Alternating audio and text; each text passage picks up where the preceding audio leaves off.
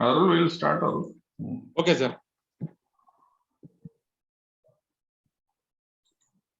So, Principal, sir? Yes, sir. Yes, sir. We'll start it. We'll start, yes, sir. Okay, okay. Right, sir. Okay. Yeah. So, very good morning to everybody. Yes. Audible? Yeah, yes. So, very good morning to everybody. Respected Honorable Vice Chancellor, sir, Dr. P.K. Sudhir, sir, Pro Vice Chancellor, Dr. P.S. Manogaran, sir, and respected Registrar, Dr. B. Jayagar, sir, respected Principal, Dr. B.S. Venkateshwarlu, sir, and respected Director IQAC, Dr. P. Gnanasekhar, sir, respected dignitaries, respected university officials, head of the institutions, head of the departments, IQAC coordinators, and other faculty members. So good afternoon to you, good morning to everybody. So I, on behalf of Vinayagamson Research Foundation, welcome you all for the quality webinar series. So maintaining the momentum of quality consistency is crucial in every institution. The IQAC, in fact, considered a mechanism to build and ensure a quality culture at the institutional level. So every constituent college of Vinayagamson Research Foundation have an internal quality assurance system with enough flexibility to meet the diverse needs of the stakeholders. The aim is to introduce a consistent plan of action that would lead the organization towards the progress. It involves preparing strategies for the efficient, timely work process, academic research programs, affordable and innovative approaches, use of ICT for the modernization of education, best assessment process for maintaining quality, ensuring the best infrastructure to achieve the goals. Thus, IKC considers all the possible aspects that hold the power to bring positive impact of teaching and learning on the students as well as the institutions. So assessment, evaluation, improvement may seem simple steps, but can turn the game around when performed consistently. So we, the Vinayagamson Research Foundation, have an excellent IQAC team dedicated to develop a system for consistent and catalytic action to improve the academic and administrative performance of the institution. It also promotes measures for the institutional functioning towards the quality enhancement through internalization of the quality culture and institutionalization of the best practices. To initiate and maintain the quality in the above, the IKC cell of Vinayagamson Research Foundation arranged a series of webinars for its faculty members named QWS, Quality Webinar Series. So the first and the inauguration of the webinar series was given by Dr. P. Gnanasekhar, Director IKC of Vinayagamson Research Foundation on UGC quality mandates. So today is the second seminar arranged by the first and pioneer institution of the Vinayagamson, that is the Vinayagamson College of Pharmacy, Salem, on innovations and best practices in higher education institution, which is going to be given by Dr. K.P. Arun, Associate Professor, JSS College of Pharmacy, Ooty, JSS Academy of Higher Education and Research, Mysuru. So I, on behalf of Vinayagamson Research Foundation and also Vinayagamson College of Pharmacy, I welcome all the delegates, participants for this wonderful webinar. So first I would like to invite our beloved principal, Dr. B.S. Venkateshwarlu, sir, to deliver the welcome address. So welcome, sir. Over to Venkateshwarlu, sir. Thank you, Arul. Yes, sir. Already have given almost a complete welcome address on behalf of the university. Now it is my pleasure and honor to welcome on behalf of our Vinayagamson College of Pharmacy to all the dignitaries of our university, from the Vice Chancellor to the Deputy Directors. And first of all, I want to thank the University IQAC cell to given the opportunity to our college to conduct the second quality series of webinars from our college. So once our IQAC coordinator, Arul, we had a discussion, and once we finished that discussions about what topic we have to take it, then Gnanasekhar suggested that innovations and best practices will be in higher education will be the opt is the best solution or best thing for the series. Then we contacted Dr. Arun. First of all, I thank Dr. K.P. Arun for his immediate acceptance and his motivation to us for this conducting this webinar. And on the outset, I want to tell you for all the delegates First of all, I welcome all deans, professors, associate professors, assistant professors, lecturers of our Vinayaka Missions University Constant Colleges for attending this, participating this quality series of webinars conducted by our university and hosted by our Vinayaka Missions College of Pharmacy. The innovations is nothing but is the sustainable innovations is the key role for the sustainability of an institution, because the best practices is nothing but everybody knows, that is the practices should make the student individuals to student to make him success and to get value education, and he has to be valuable person or valuable in the society. So these for the two things, the higher educational institutions are the main key roles, because they are transforming from to the society from the higher educational institutions. That's why now the university UGC and NAC and AICT, they are very much interested, very much emphasizing on the innovations and best practices to help to the society, because the outcomes of the best practices should come to the individual students and it will be to the society. So these are the with this initial remarks, because eminent speakers are there. Arun, you can elaborate all the things. Then Dr. Gnan Shekhar, our IQAC coordinator, is there. He can give the other inputs. So with this outset, once again I thank the university authorities and IQAC cell of our university to given the opportunity to our institution to host this second quality webinar conducted by our institution. Thank you. Over to Arul. Thank you, sir. Thank you very much for your nice welcome. Next, I would like to invite our beloved director, IKC, Dr. P. Janasekar, sir, Vinayaka Missions Research Foundation, deemed to be university, to facilitate the function. Morning, all of you. Yes, sir. It's wonderful, addressing you on this second QWS series of webinars. When we thought, getting in touch with people and arranging a workshop or seminar at this pandemic period will be a risk. So we decided to meet people on the internet, online, so that the pace of quality enhancement and quality initiative continues in the university and the education system. So that is the reason we started on this journey, and I'm very happy that the mantle is taken up by the first institution of our university, our management, the pharmacy college. When we decided to conduct this series, the first institution to come out to host the first series was the pharmacy college. So in this aspect, I would like to thank the principal and the IQAC coordinator for coming forward to host this second QWS. And when we were working on getting the resource person and the topic, the first name referred by the principal as well as IQAC coordinator was Dr. KP Arun from JSS. See, JSS and Vinayaka, the relationship is long run.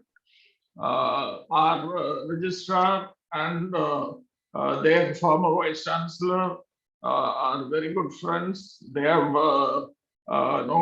shared space in the pharmacy council. So that's a very long relationship, which also has been transferred to the university alike, and we cherish the relationship with JSS. So I take this opportunity to welcome Dr. KP Arun for this webinar. We do hope this Saturday is going to be a memorable Saturday. When we look at the topic, that's innovation and best practices in higher education, when we look at quality, the two things which are very important is how we can innovate to maintain quality. And once we maintain quality, then how do we share our practices which we have attained due to maintaining the quality with others, so that those are the best practices. So the first and the last things are innovation and best practice. So it's very apt that the title is chosen, innovation and best practice. When we look at quality, I remember a small incident in one of the factories in US, which manufactures chocolates. Most of you will be knowing M&M. It's a very famous brand which manufactures chocolates across the world. Their chocolate, which is very famous, is something similar to our gems. Most of you would have cherished, taking gems, chocolates. So M&M has a product which is similar to gems, but it comes out in various fruit flavors. And on that small tablet sort of chocolate, they will have this their emblem M, which is inscribed over that. So there was this quality guy who joined that factory recently, and a week and 10 days went out, and he was rejecting most of the supplies. And this was escalated to the higher management. They called him and asked him, why you are rejecting the supplies? You seem to be a very strict quality controller. Then he said, sir, I am assigned the job of checking whether the M on the chocolate is correct. So I have seen plenty of W's. So I have rejected all the W's. So this is how quality control happens. We look at things not in the proper way. We turn ourselves upside down and we are seeing things upside down. And we say it is not right. So our vision should be straight. We should be straight. Only then our actions also will be straight. So this is the basis of any quality measure. And it is very imperative that all of us should know what quality is and how quality is practiced in educational institutions. So this is what is going to be brought before you in this series of webinars. So I wish all the participants a wonderful Saturday morning. Cherish the webinar and take home good information so that you can practice best of innovation and also share those practices with others. Thank you. All the best.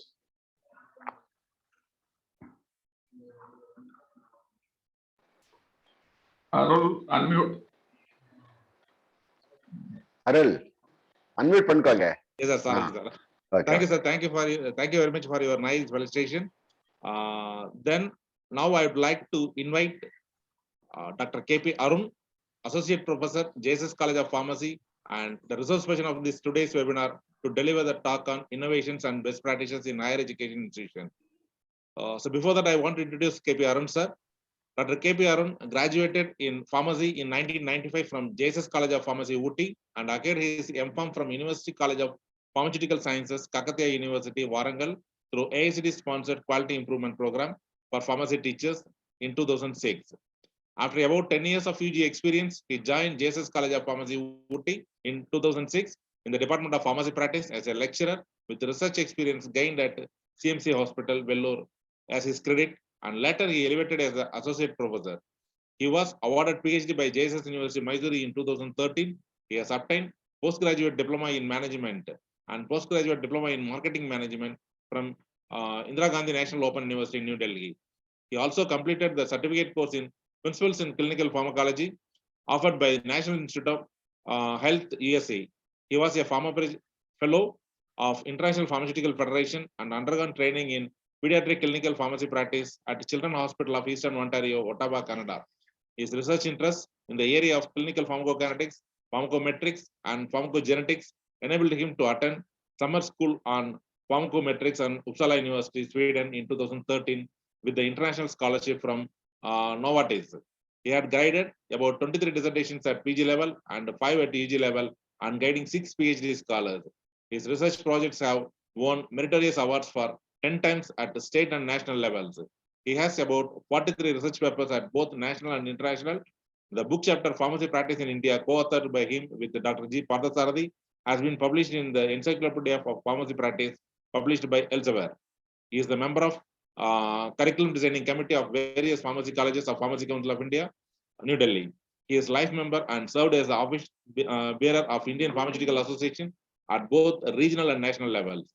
He is the IQAC coordinator, nodal officer for NARF, active member of ACP certification process at JSS College of Pharmacy, Ooty, contributing actively for the various accreditation and certification process at both college and deemed to be university levels. He is also the program coordinator for PharmD and passionate about the introducing novel pedagogies and assessment process, including objective, structural, clinical examination, asking to enhance the quality of PharmD program. I welcome you, sir. Then one more information also. The session will be approximately 90 minutes, followed by a Q&A session. The participants, those who wants to clarify the doubts, are requested to type the doubts in Q&A section of the meeting, and also requested not to ask the questions in the chat box. After the end of the session, the feedback form will be posted in the chat box, and the participants are requested to fill the feedback and submit without fail. The session is completely recording, and those who are participated only will get the certificates, and the faculty members are requested to submit the participation certificate to the concerned IQAC coordinator. I welcome over to Arun, sir. Thank you, sir. Yes, sir.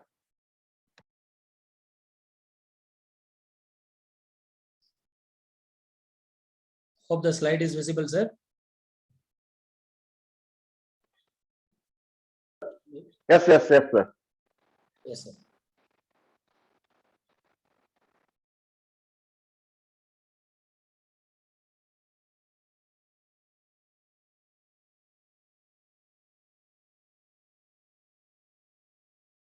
Just a minute. Please proceed, sir. Yeah. Yes. Very good morning to one and all present here. Respected the IQAC coordinator of Vinayaga Missions University, Salem, Dr. Nyanushekhar, dear principal of Vinayaga Missions College of Pharmacy, Salem, and my dear good friend, Dr. Arul, and all the colleagues from Vinayaga Missions University. Very good morning to one and all. At the outset, I thank the IQAC office of Vinayaga Missions University, as well as the Vinayaga Missions College of Pharmacy, for having given me this wonderful opportunity to share some of my views about the innovations and best practices in higher education. I'm also so glad to know that I am the first external speaker on the webinar series. I think the first session was given by the IQAC coordinator, like a orientation. So that gives me or makes me more responsible to deliver this webinar on this topic. I'll try my level best to justify for the given topic. A common disclaimer: the contents of these presentations are all available in the public domain. All such informations are retrieved only for the educational purposes without any commercial interest. Maybe I would have collected some photographs and quotations, etc.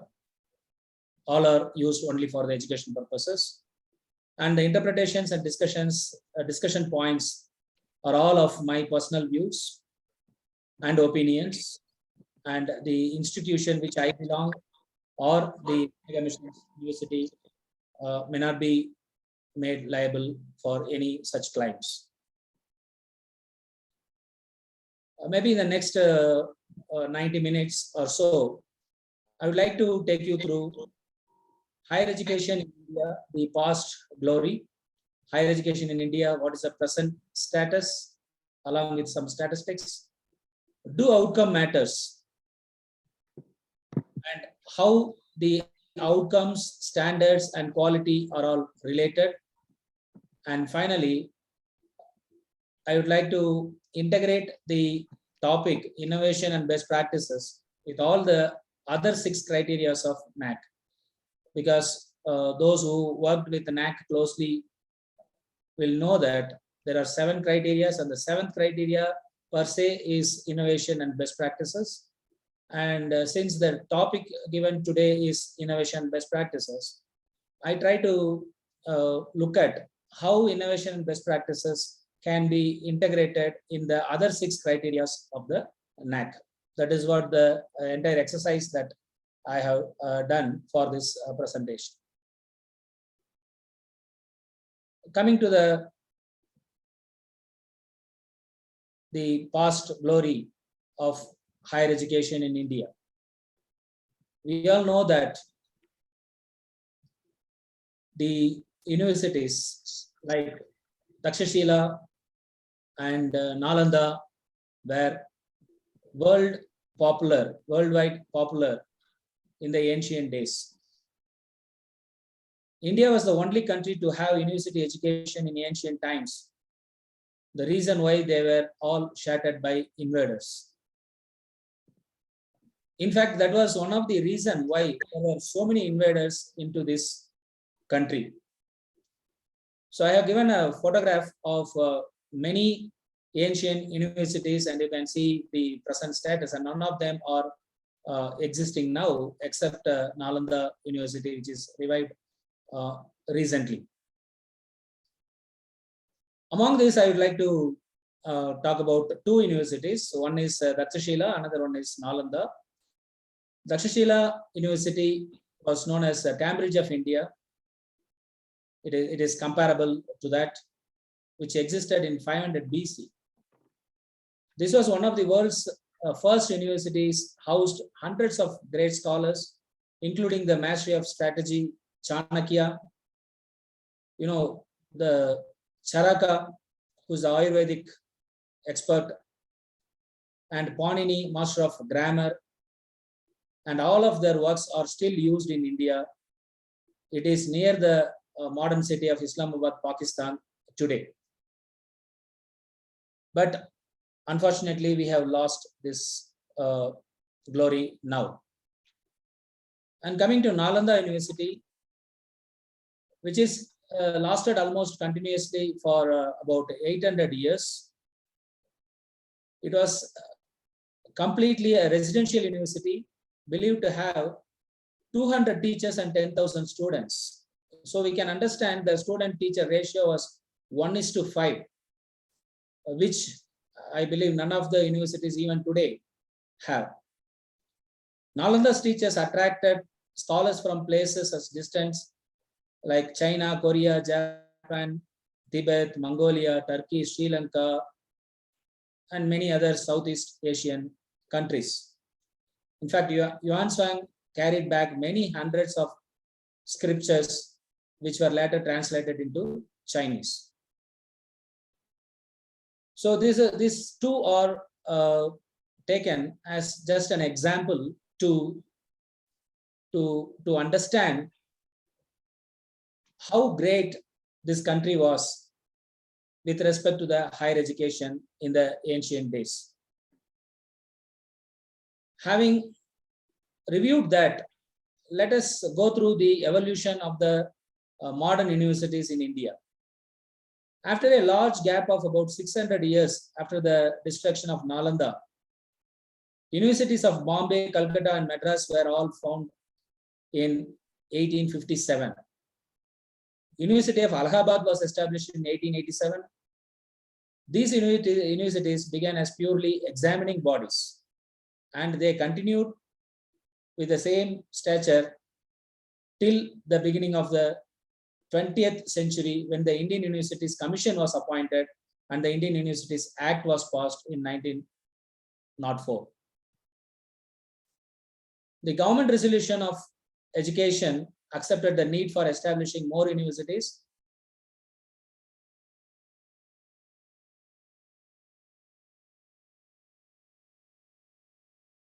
between 13 to 21.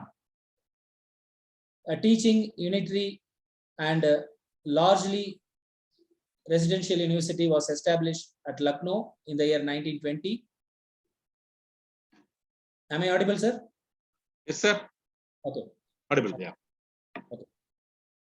Banaras Hindu University, founded by Pandit Madan Mohan Malaviya, was incorporated in 1916, and Aligarh Muslim University was founded in 1920.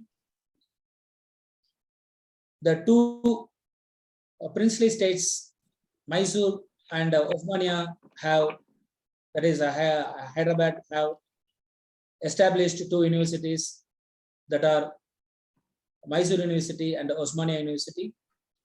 And Sri Dando Keshav Karve founded the SNDT Indian Women's University in 1916. And historically, the first 5 women graduated from this university in 1921. After 21, when education was transformed into Indian control, the development of universities was much faster.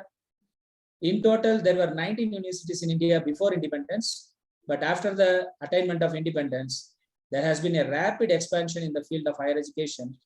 In the 21st century, there has been phenomenal expansion of higher education institution in India. Maybe in the next slide, I'll be showing the statistics. What is the present status?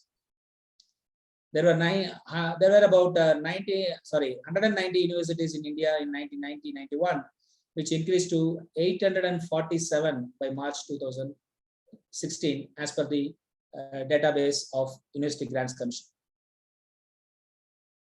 So this is the statistics available with the UGC website as on 2016. You can see there are about 364 state universities, which comprises of 41%. There are 47 central universities accounting for 5%.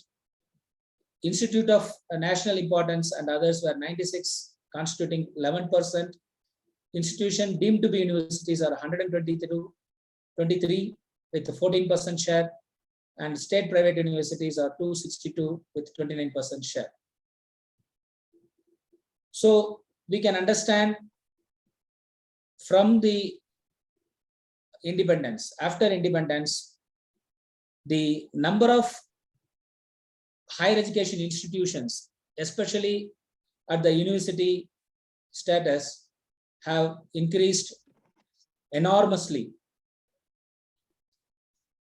We should be definitely proud of this, but let us also look at what is the outcome of all these higher education institutions.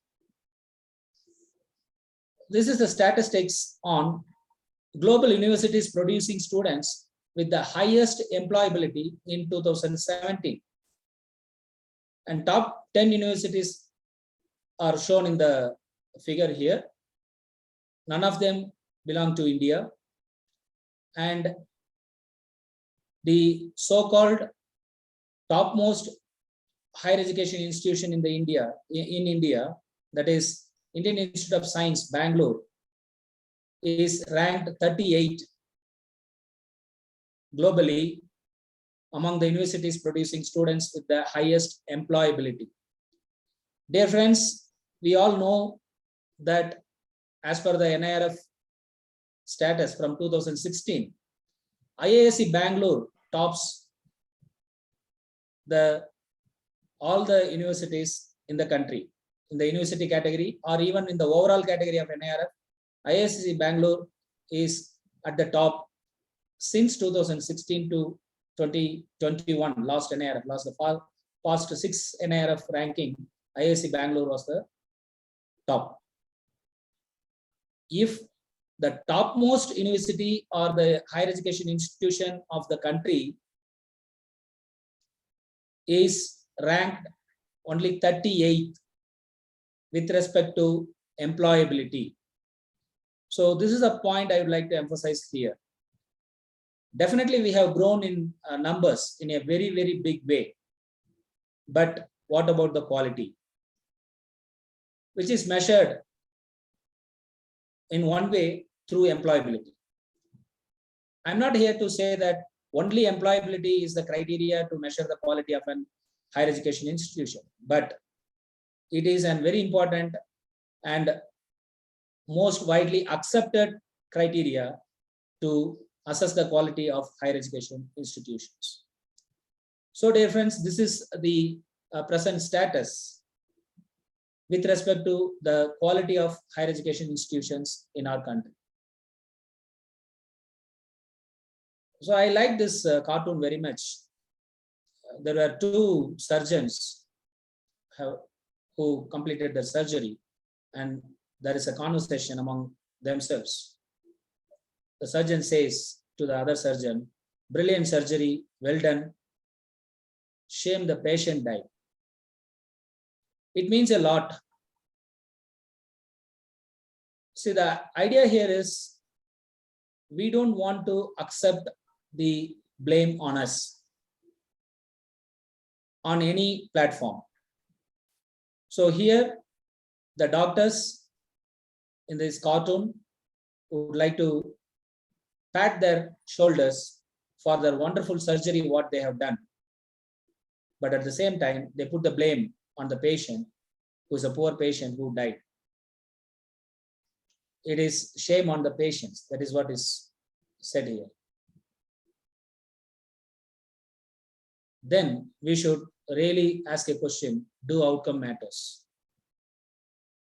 So if the surgery is successful and the patient dies, what is the outcome? What is the use of this outcome?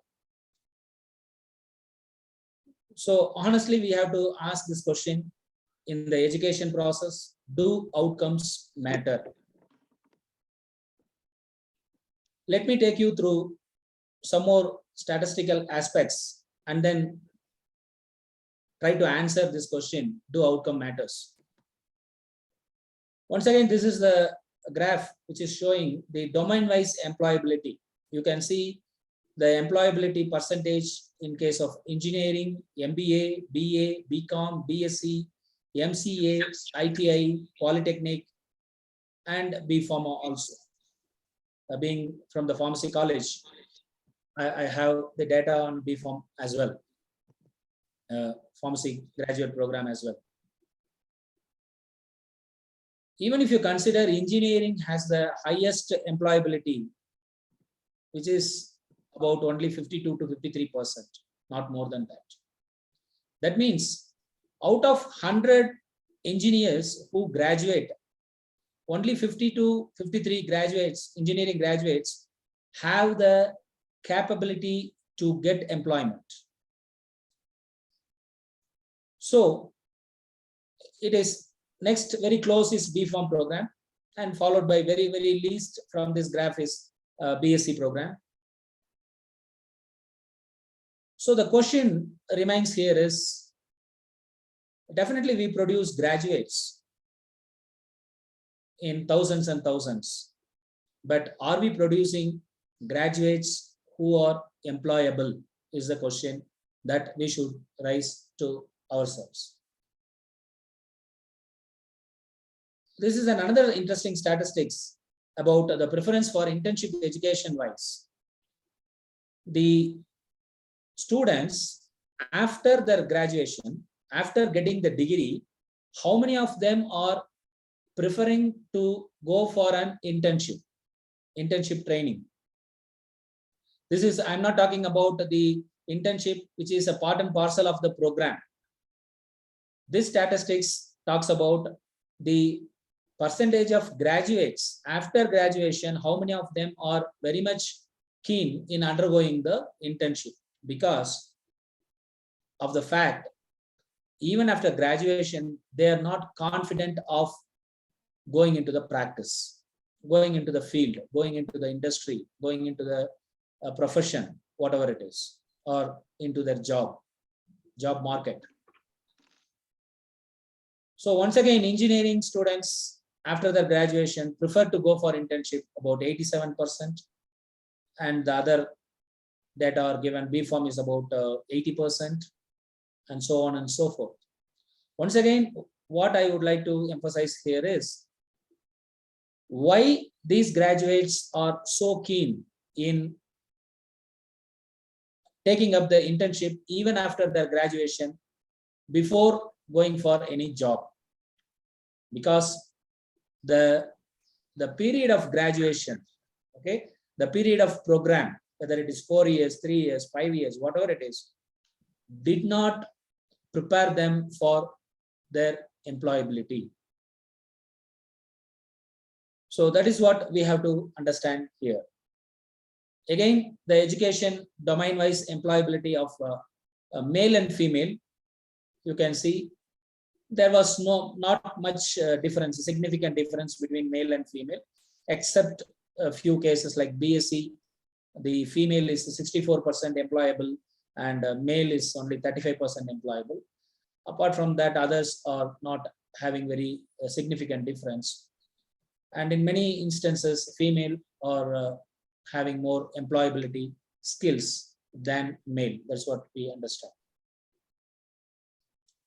So after going through all these statistics, let us come to the same question once again: do outcome matters?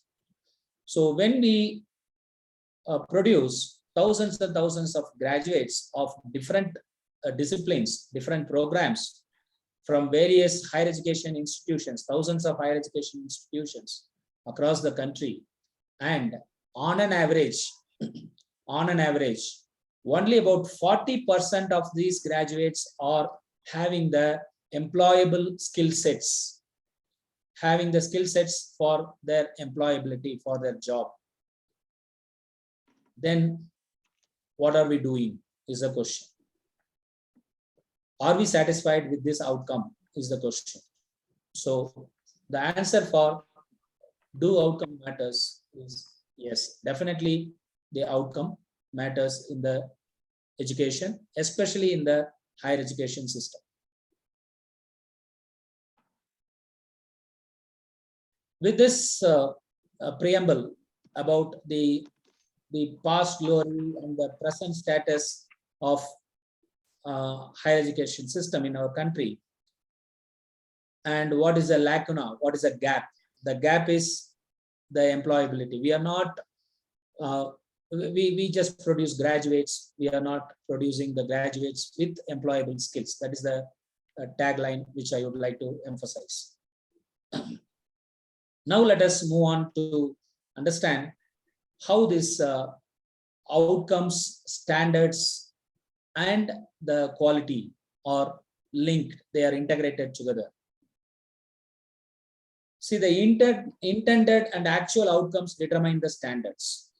Standards are nothing but either the intended outcome or the actual outcome. So if in a particular program,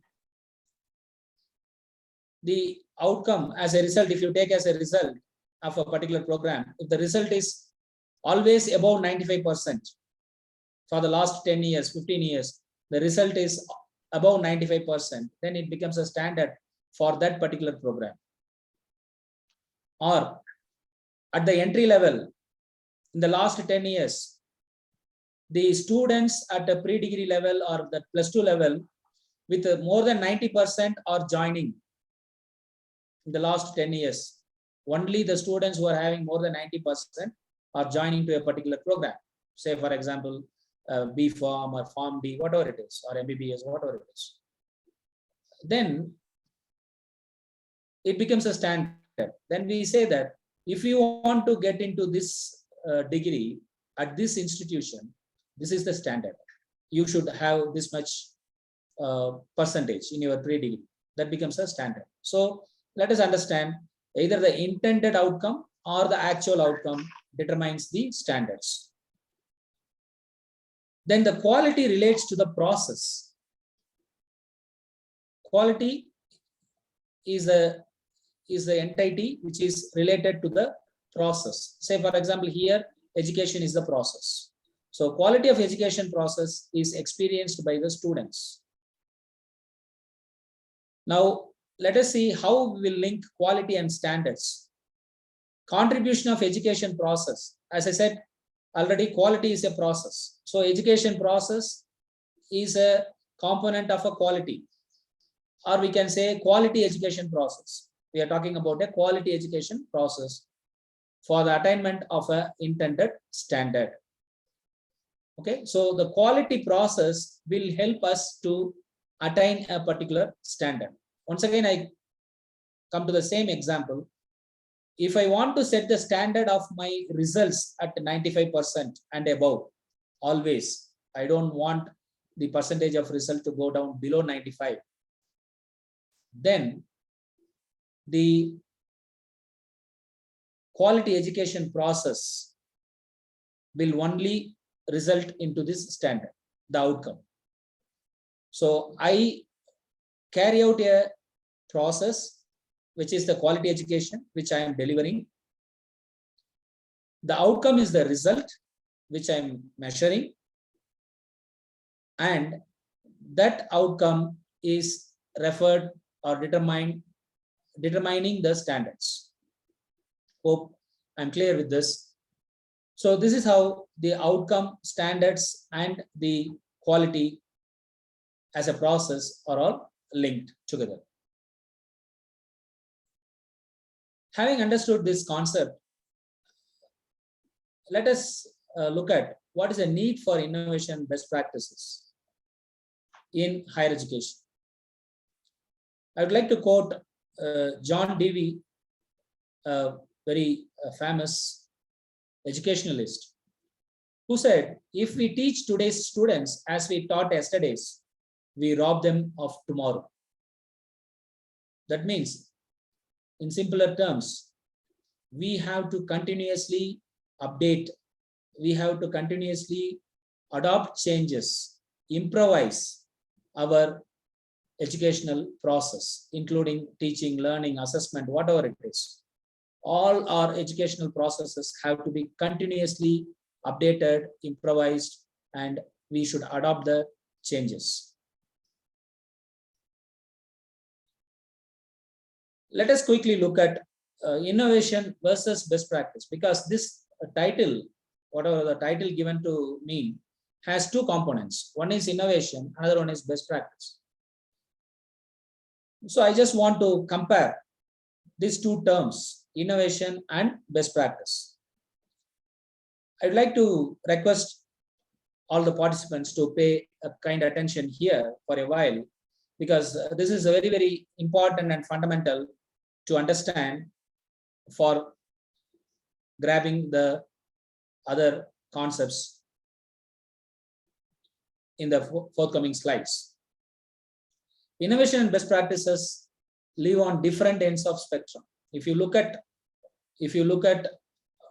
plainly, innovation and best practices are two different entities or two different poles. By definition, innovation means being the first one to do something. By definition, best practices means doing something someone else has done successfully before. So that is why we use the term following best practices. If you invent a best practice, then it will become an innovation. If it is a best practice, if a particular best practice for the first time forever is introduced or practiced by your institution, then it becomes an innovation. So best practices are always followed. That's why we use the term, the phrase following best practices. The institution follows the best practices. That means it is not necessarily that every best practice which we follow to be introduced or invented by us.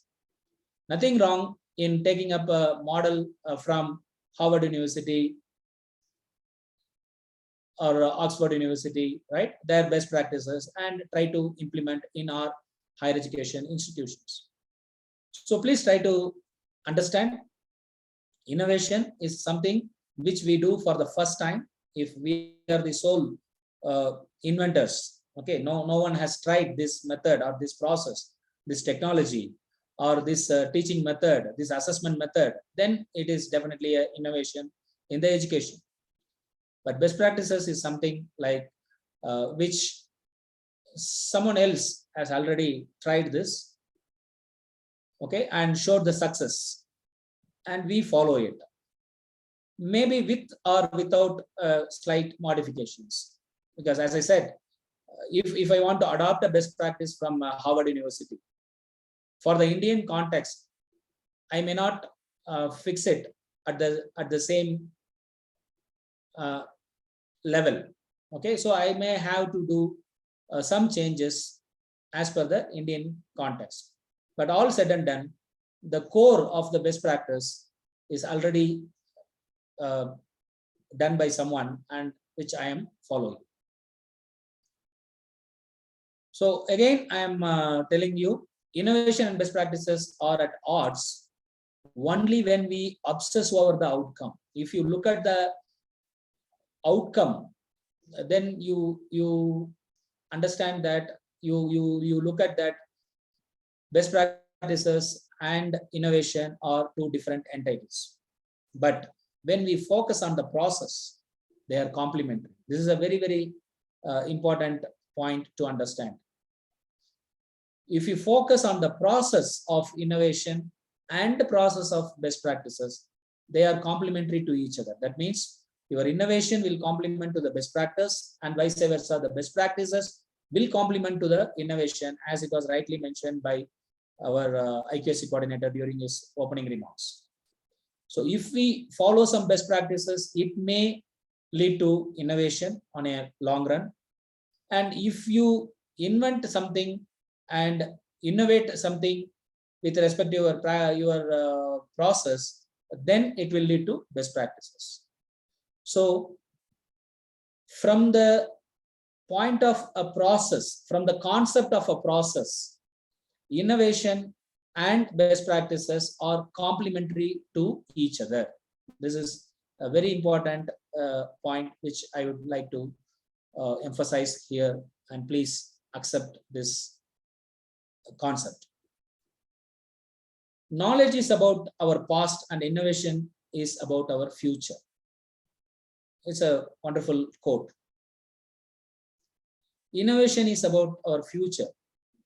Means, as I said, nobody has done this so far. So it is only prospectively we do something. Okay, best practices are retrospective in the sense someone has already done and we are taking that model. But the innovations are always prospective. From this point of time, we move forward in the process of innovation. The importance of this quote is, it is not so easy to innovate.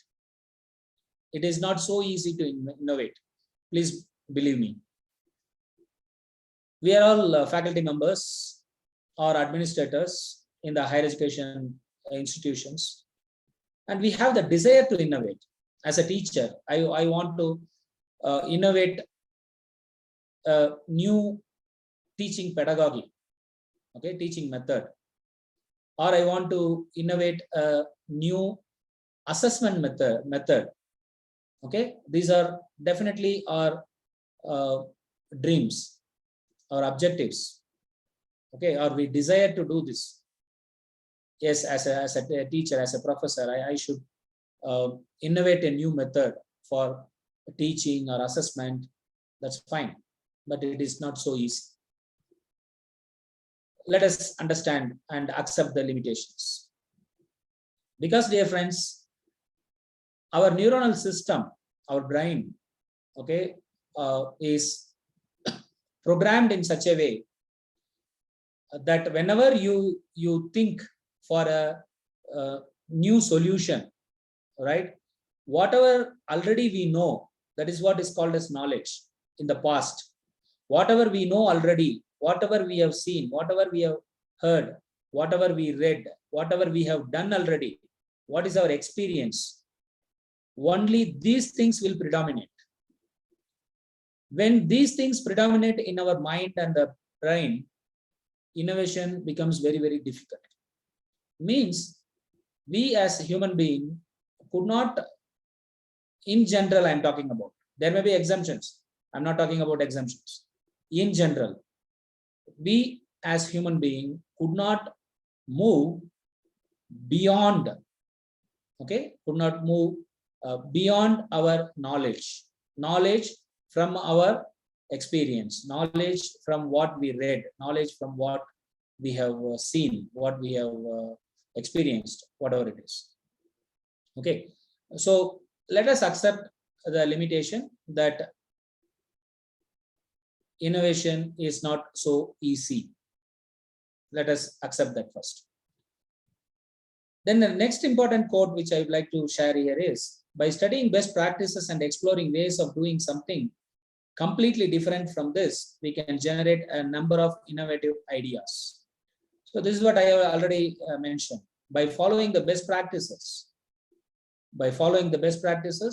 definitely we can generate innovative ideas. We can do innovation by following the best practices. I understand I have taken more time for this slide to explain this concepts, because I want this as a disclaimer for my further slides. Since education is a process, we have already seen education is a process. In the upcoming slides, let us discuss both innovation and best practices together. I'm not going to discuss innovation in higher education separately and best practices in higher education separately. I'm going to discuss both innovation and best practices separately, because conceptually, when you are talking about, when you are approaching a process, the innovation and best practices are complementary to each other. That's why I took a little more time to explain this. Thanks for your patient listening.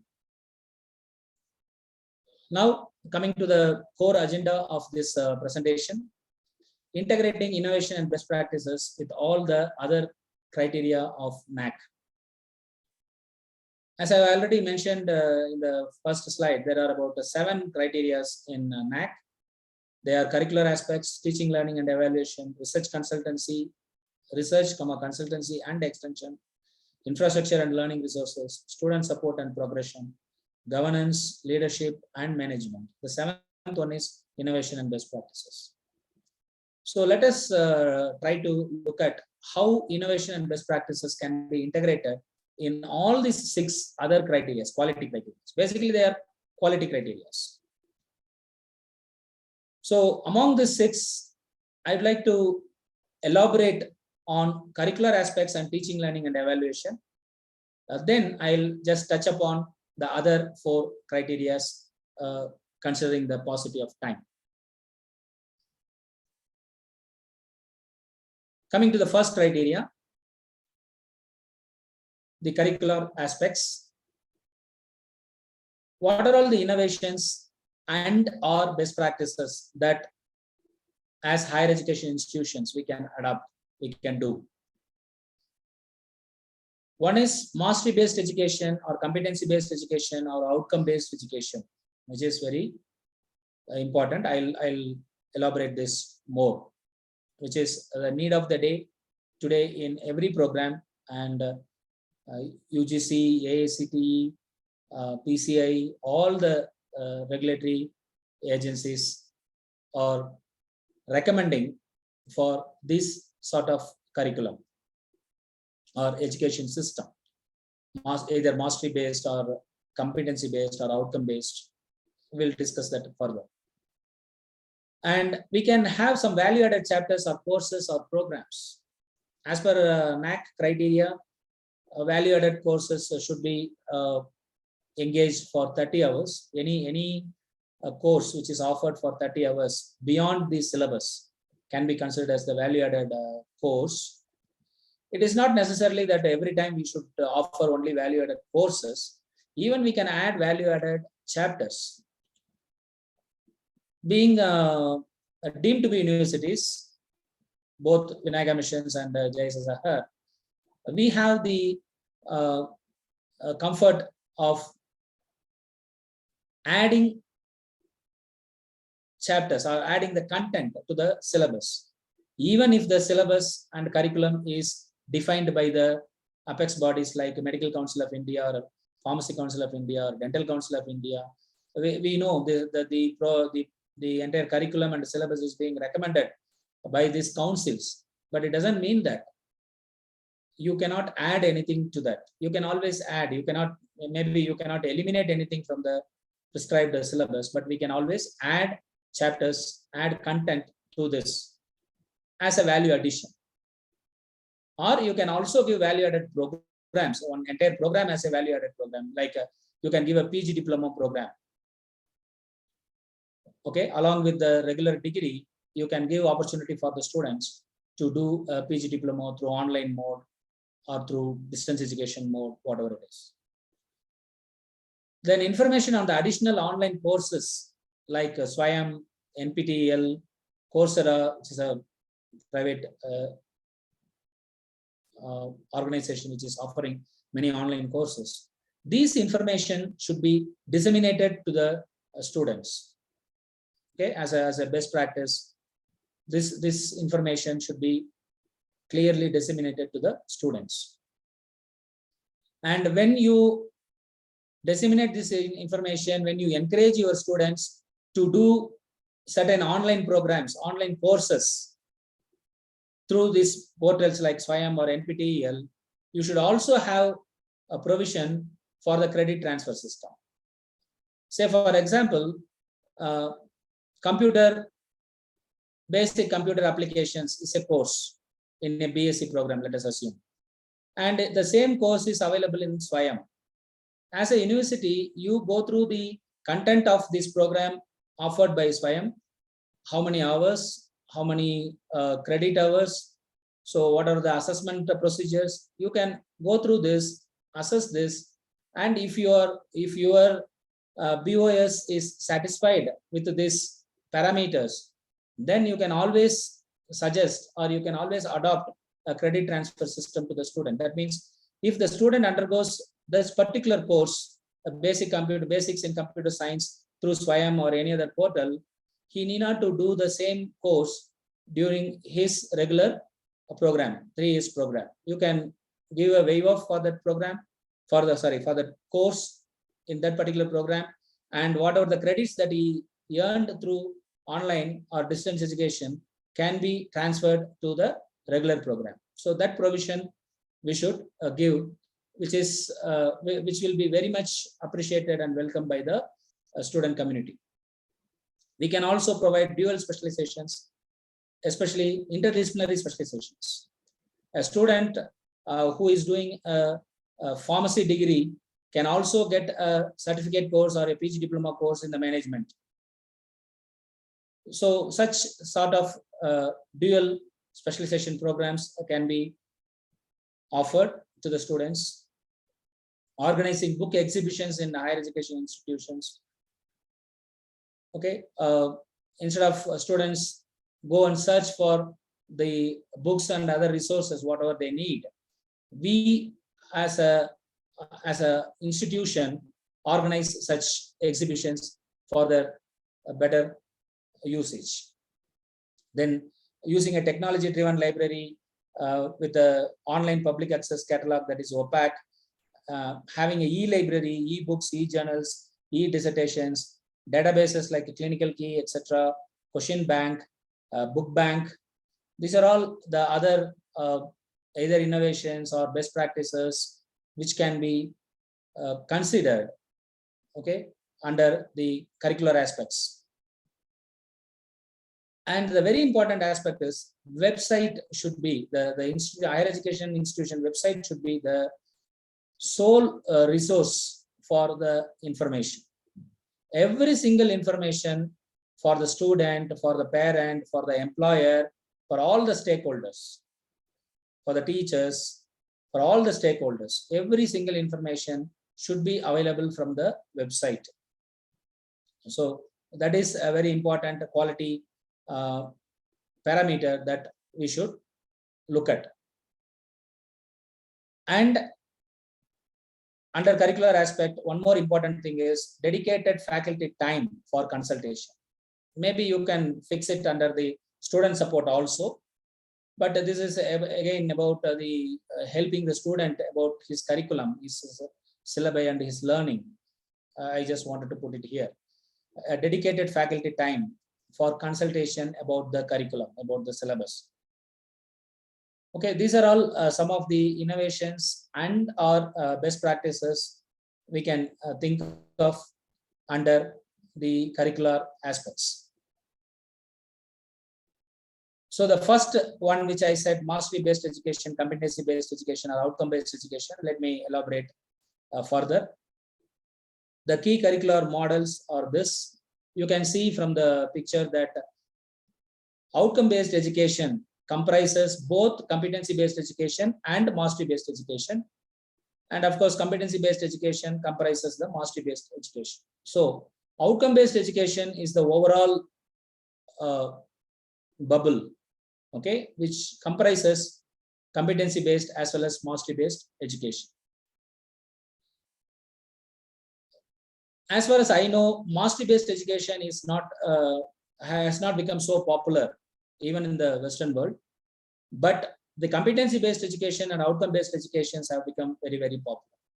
I know we are, most of us are very familiar about the outcome-based education, especially in engineering and pharmacy. When we go for NBA, National Board of Accreditation, this concept has become very, very familiar for all of us. Competency-based education is again getting its momentum. Maybe the faculty from the medical institutions, if some faculty are there, they may know that the Medical Council of India has come out with a competency-based curriculum for the undergraduate program in medicine, that is for MBBS.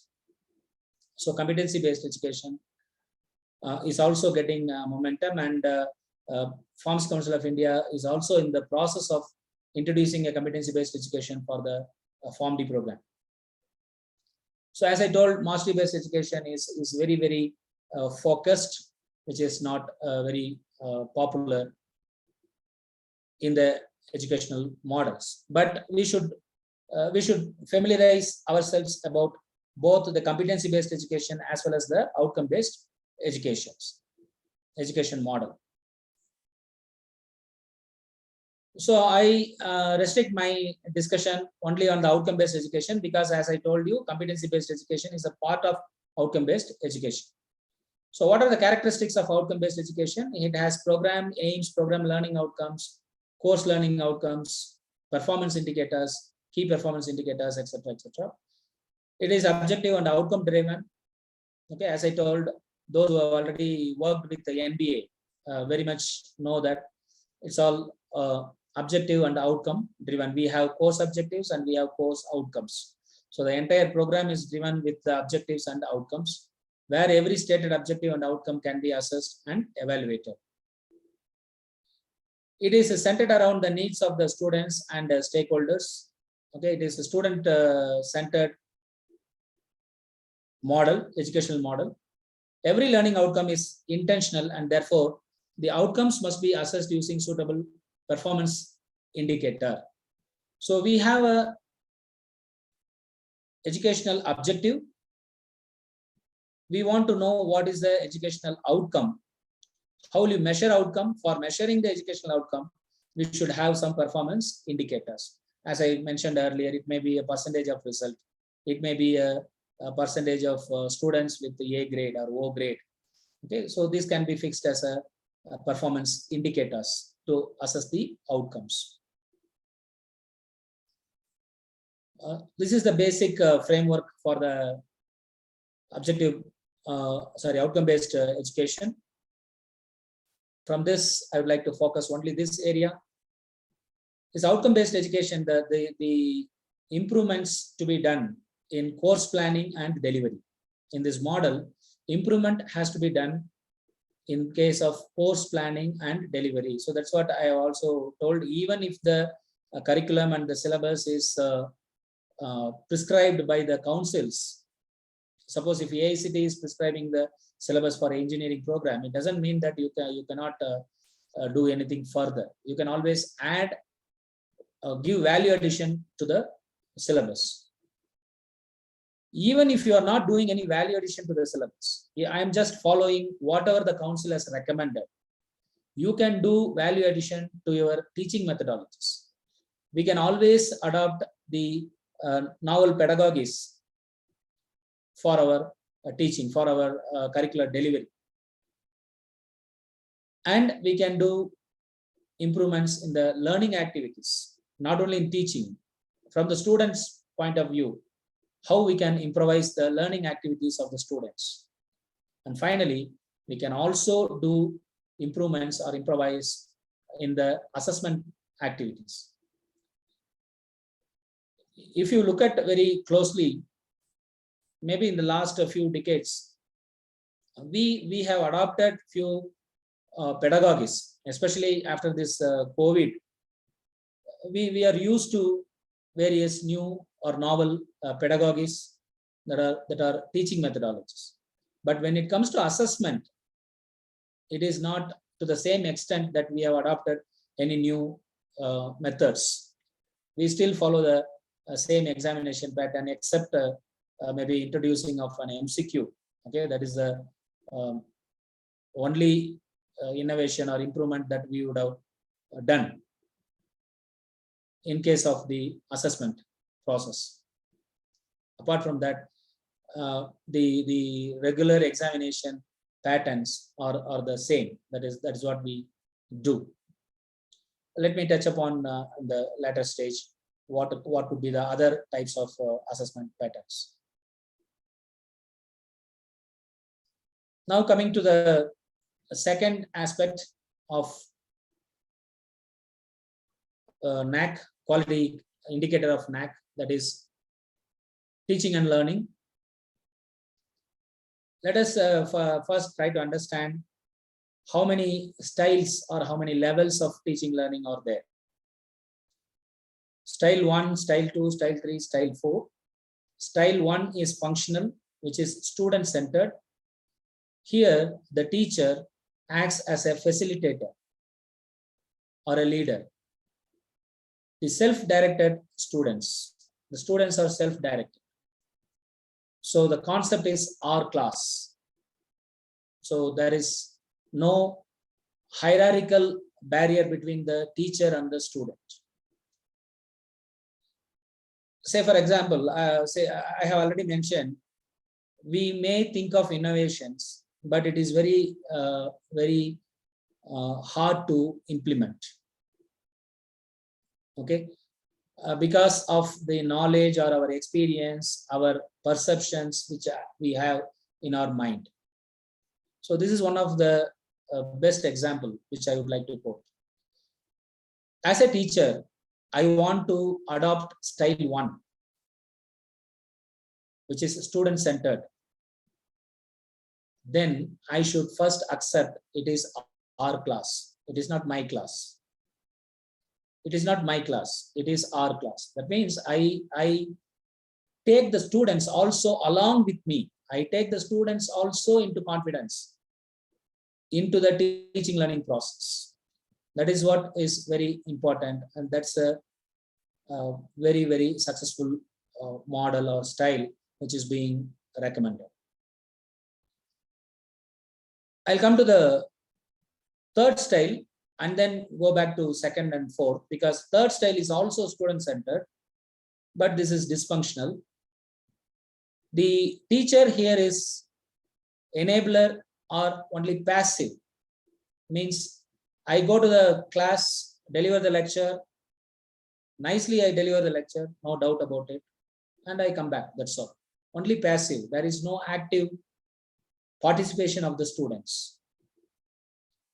So here the concept is these students, okay, they are separate. It is not our class, they are separate.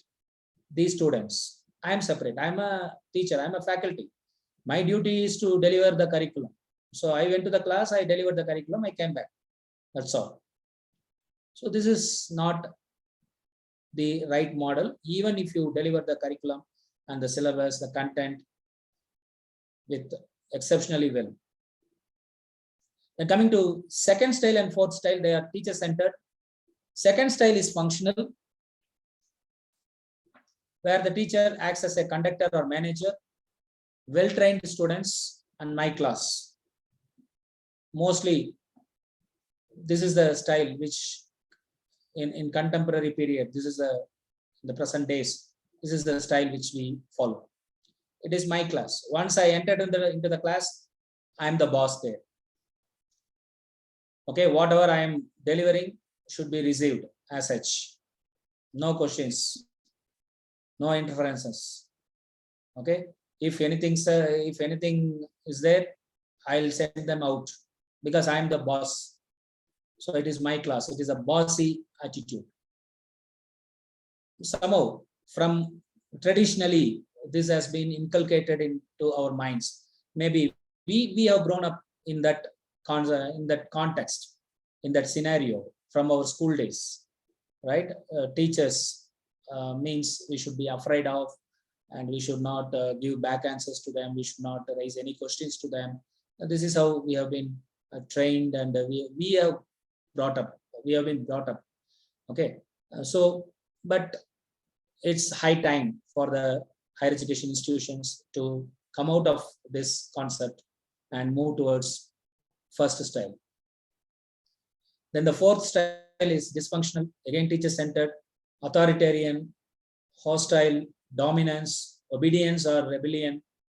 Those students, okay, at least in the previous model I said these students, here those students. That means we are totally detached.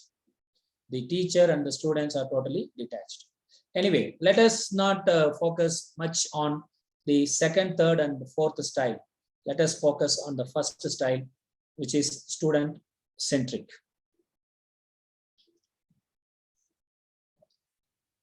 Let us try to, this particular graph or the picture tells us different pedagogies or tools, okay, which can be used in the higher education institutions. You can see when you move towards right, the level of collaboration is increasing. When you move up, the active participation is increasing from the student. So the right corner, just a minute. Hope this laser pen is visible.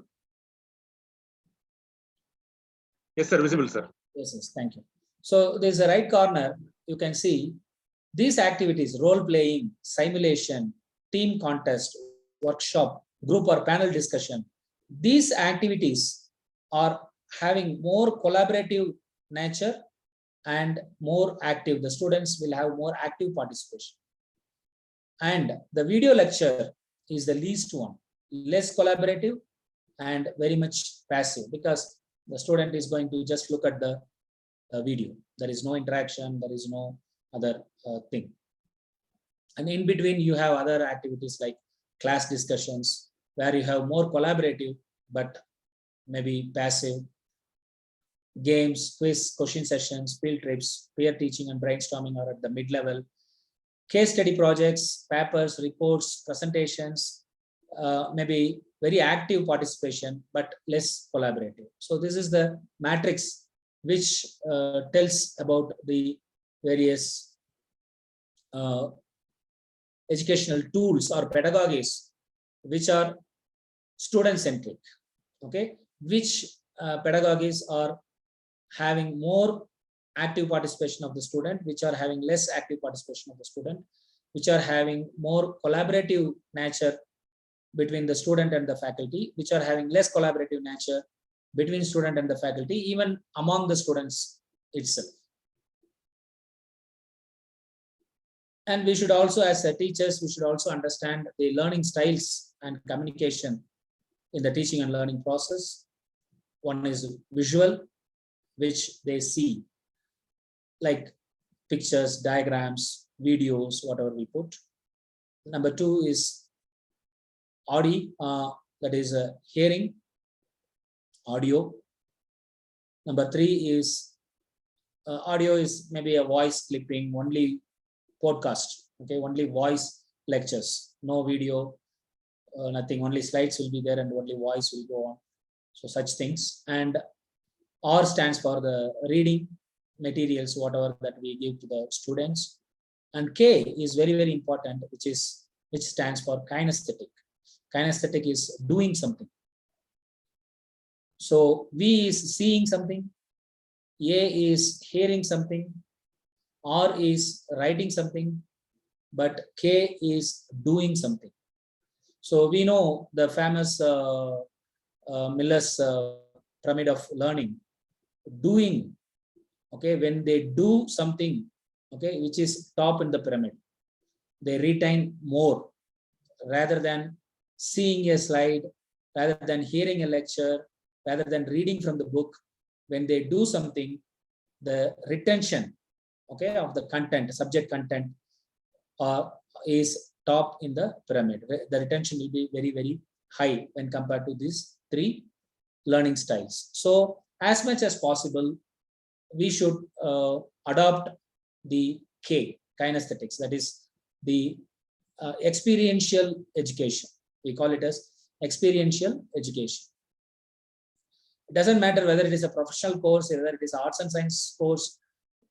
Okay, there is again, it's a very wrong notion in people's mind.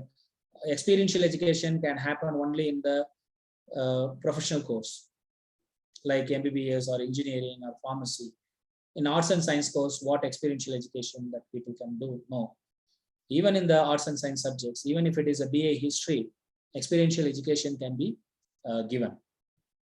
So we have to design our curricular delivery in such a manner students get more experiential education rather than this VA and R, that is visual, audible, audio and writing. So again, it is a interesting cartoon. The teacher says to the students, I expect you all to be independent, innovative, critical thinkers. Very, very nice to hear these words from a teacher. And having said that, he continues and say, let me see now who will do exactly as I say. So this is what I said. It is our mindset. It is our mindset that whatever we say, the students have to do. But we speak many things that student-centric teaching, student-centric learning, students should be independent, we should encourage their innovation, we should make them critical thinkers. It's all fine. We speak all these things. And at the end of the day, we want the students to do what we say or listen what we say. So this is the authoritative mindset of many of the faculty. Okay, again, I'm not generalizing. There may be exemptions. We welcome that, but it is a general mindset of the faculty members at higher education institutions, especially in India. See, I'll put a very simple example. Today I'm sitting in my cabin and a student walks in to my cabin and say, hello Arun, may I get your appointment for 10 minutes? Will I accept? Means if he calls me by name, I don't have the mindset to accept it. Maybe many of us do not have the mindset till we are not matured enough to accept that. We want the student to call us as sir and madam only, not by name. But if you look at the Western universities, they may call you by name. Okay, I don't encourage that. I'm not here to say that we should ask the students to call us by name. I'm just giving you one simple example. Because we don't know the background of the student, how the student was brought up. Now we are talking about, especially the deemed universities, we are talking about internationalization. Tomorrow, there are some students from abroad, from foreign countries. And they have been brought up in such a culture wherein they call the teachers by name. So they come here and call you by name. Are we ready to accept it? That's the point I'm trying to raise it. Okay. So beyond talking very nicely about these aspects of student-centric learning, etc., etc., etc., we should also come out of the ivory towers that we are authorities, we are boss, or I am superior to you, to the students. Okay, so we have to come out of all these things, which is very, very important for the innovative teaching and learning techniques to be adopted. Because when you want to innovate and have best practices with respect to your teaching learning, this attitude should be vanished. Only then the innovation and best practices can be done successfully. Because why I am emphasizing this teaching learning is going to be more challenging, and we should change as faculty members. We should change ourselves because of the changing generations. These are the names given for different generations. The people who are aged above 70 are called builders. The people who are aged now between 51 to 69 are called baby boomers. The people who are aged 21 to 35 are called as Generation Y. And the children with 6 to 20 years are known as Generation Z. And the kids less than 6 years are known as Generation Alpha. See, these generations have their unique characteristics. Okay. We as the teachers may be there in the service for 35 years, let us assume. It is always possible that a teacher during his tenure of 35 years will come across 3 or 4 generations. It is always possible. Okay. So it is very important for the teacher to understand the characteristics of the individual generations and adapt himself or herself as that of to cope up with the generational characteristics. This is some common comparisons, characteristic comparisons between these generations, whatever I said. Okay, the baby boomers, Generation X, Y, and then the Alpha. I also given when they would have born. Okay, people who born before 45, who born 45 to 60, 61 to 80, 81 to 95, and who born after 95. If you look at the aspiration of people who born 1945, before 1945, home ownership, they wanted to have one home. That was their lifetime aspiration. One own house, that's all.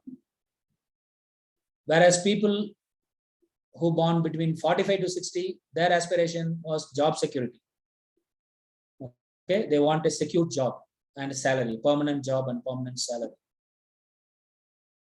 But Generation X, who born between 61 to 80, maybe our generation, work-life balance. Now, what many of us who are in 40s and 50s, what we say, I don't know how to balance the professional life and personal life. But the Generation Y, probably the students whom we are dealing now, your first years and second years who you deal now, are freedom and flexibility. That is our aspiration.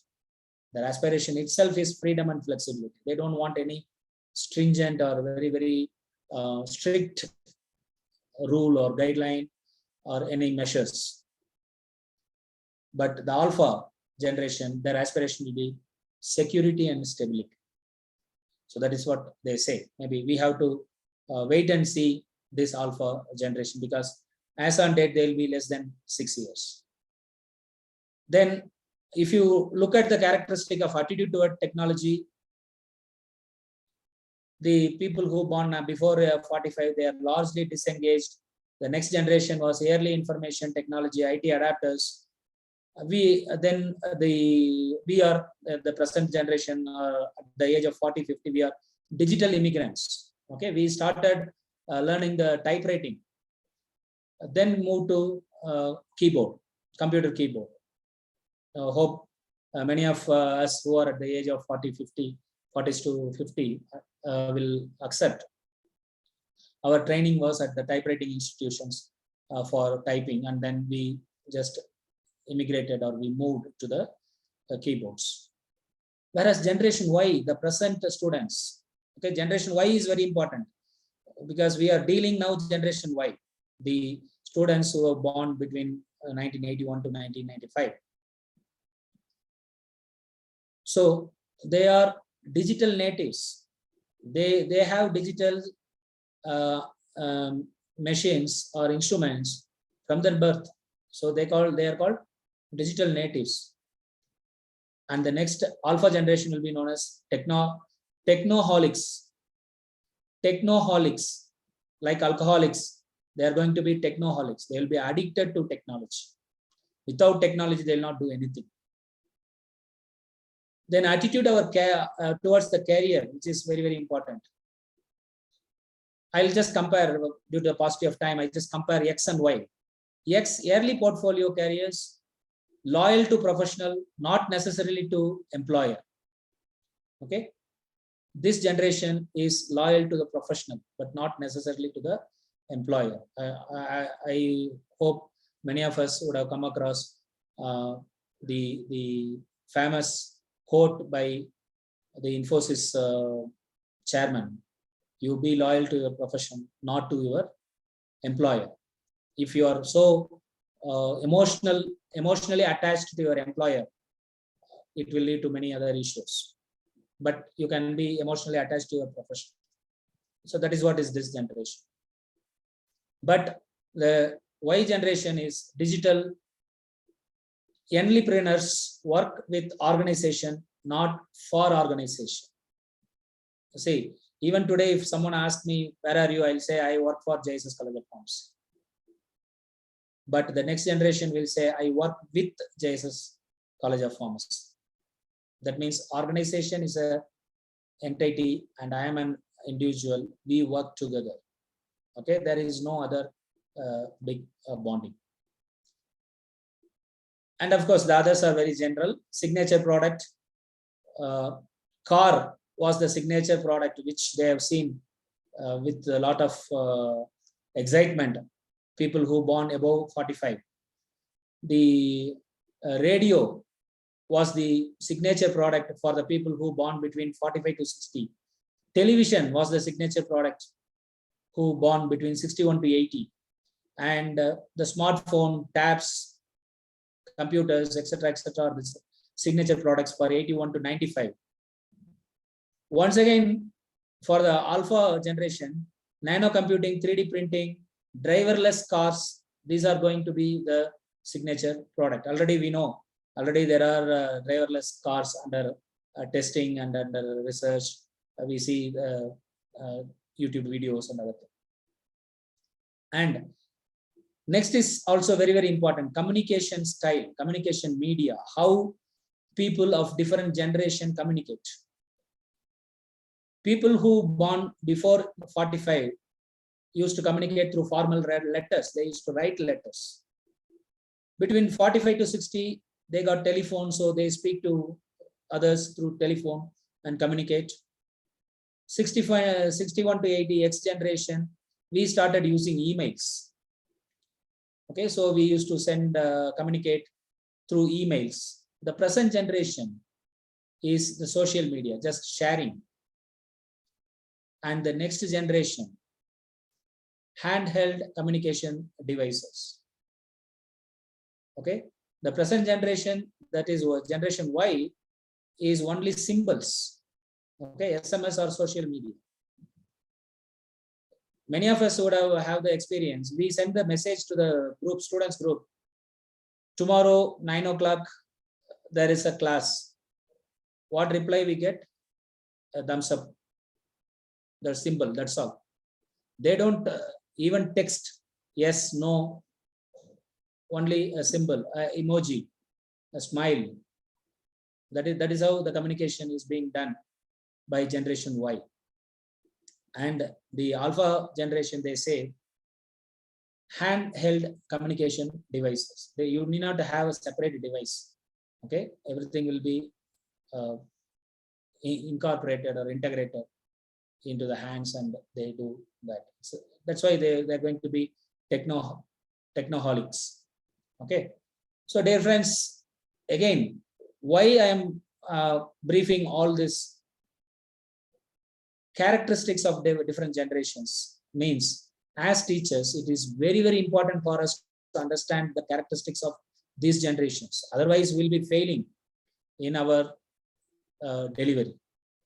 If I'm thinking the characteristic of a student, so suppose I'm there in the teaching profession for the last 25 years. If I'm thinking the characteristic of a student whom I taught in 1995, immediately after my graduation, today after almost 25, 26 years, definitely I'll be failing. Okay, until otherwise I'm going to adapt to the characteristic features of the changing generation. We are not going to, we are no more will be successful teachers and higher educational institutions. So who they are to you? Millennials, tech savvy, 2 screens at once. The generation Y, generation Z, 5 screens at once. Now the students use 2 screens at once. Okay, they open one mail, they open on WhatsApp, and simultaneously they see. Or when we are giving lectures in Zoom, they open some other thing and they chat. When our live lecture is going on Zoom, there will be a discussion going on among their student group. So they are using only 2 screens, but the generation Z will be using 5 screens. Communicate with the text. These people will communicate only with images. That's what I already mentioned. Okay. And these people are optimistic. Generation Y are optimistic. Generation Z are realistic. And generation Z are want to be discovered. They want to work for success. So your current students and the alumni are millennials, that is in the generation Y, and your prospective students, those who are going to come up, are generation Z students. So we should be ready to receive these students. This is another interesting statistics to see what is happening in the internet in 1 minute. The statistics says in 1 minute, 21.1 million texts are sent. 500 hours of content are uploaded in the YouTube in 1 minute. 414.76 thousand apps are downloaded. 695,000 stories are shared, so on and so forth. So you can see how many millions and millions of activities are being done in the internet in 1 minute, and whom are doing all this. Majority of you and me are sending only mails, or at the maximum one WhatsApp message, or at the maximum sharing a photograph in a Facebook. That's all. We know only these aspects.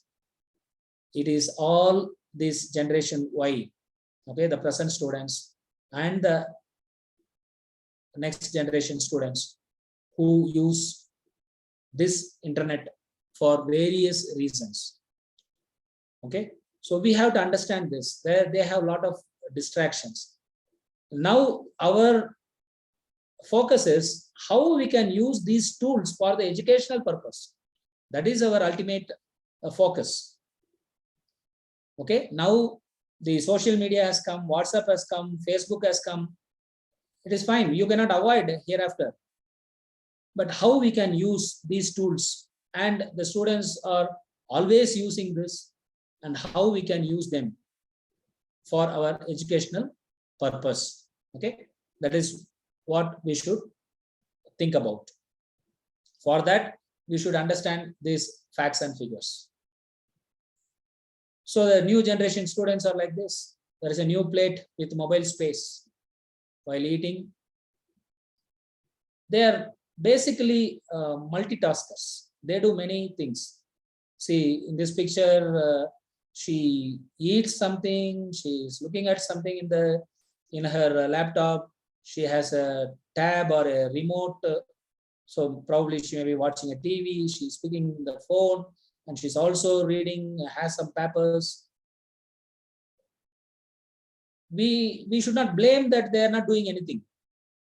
Rather, we should understand they are multitaskers. Okay, they do everything all at once, and it is new for us.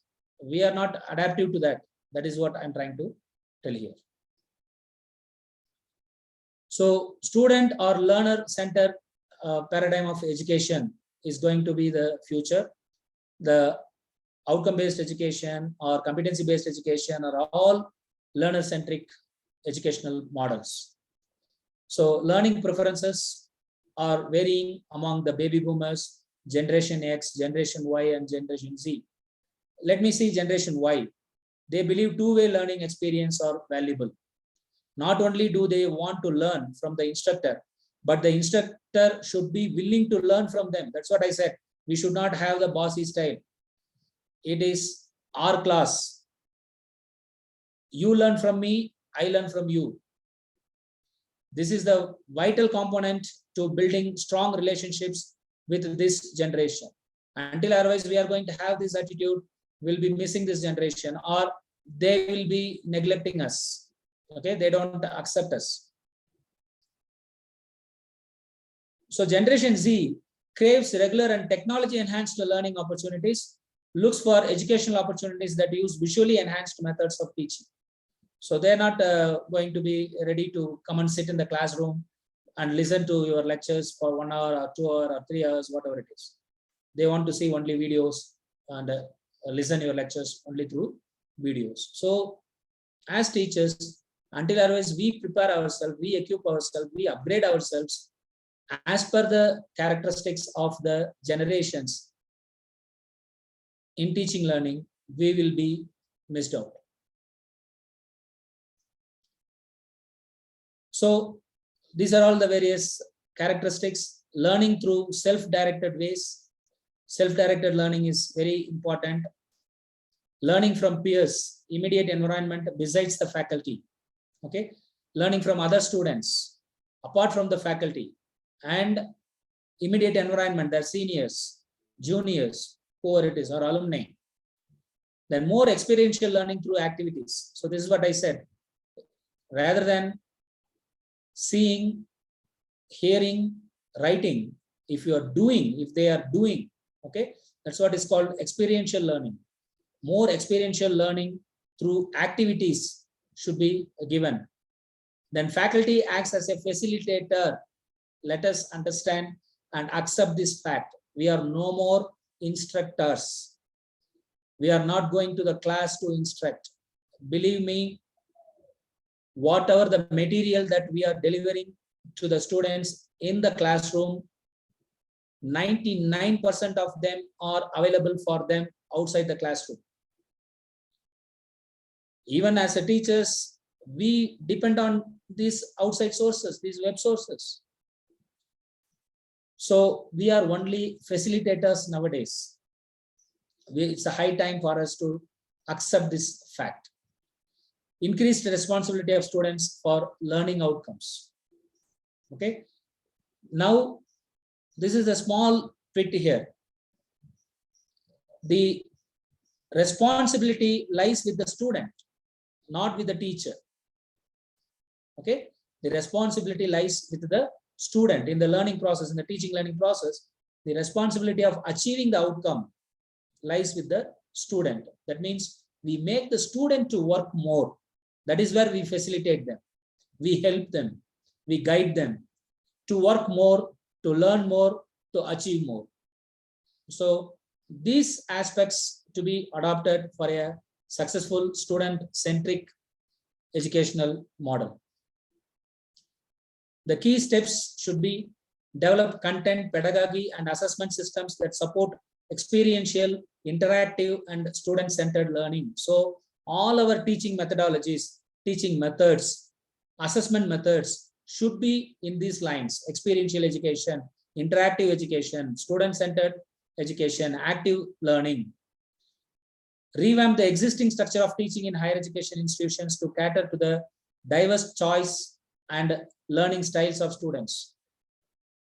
The same good old blackboard and chalk piece is no more, or is not only sufficient. I'm not saying we have to remove all of them.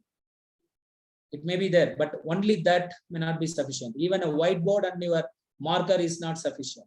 Even only the PowerPoint presentation is not sufficient.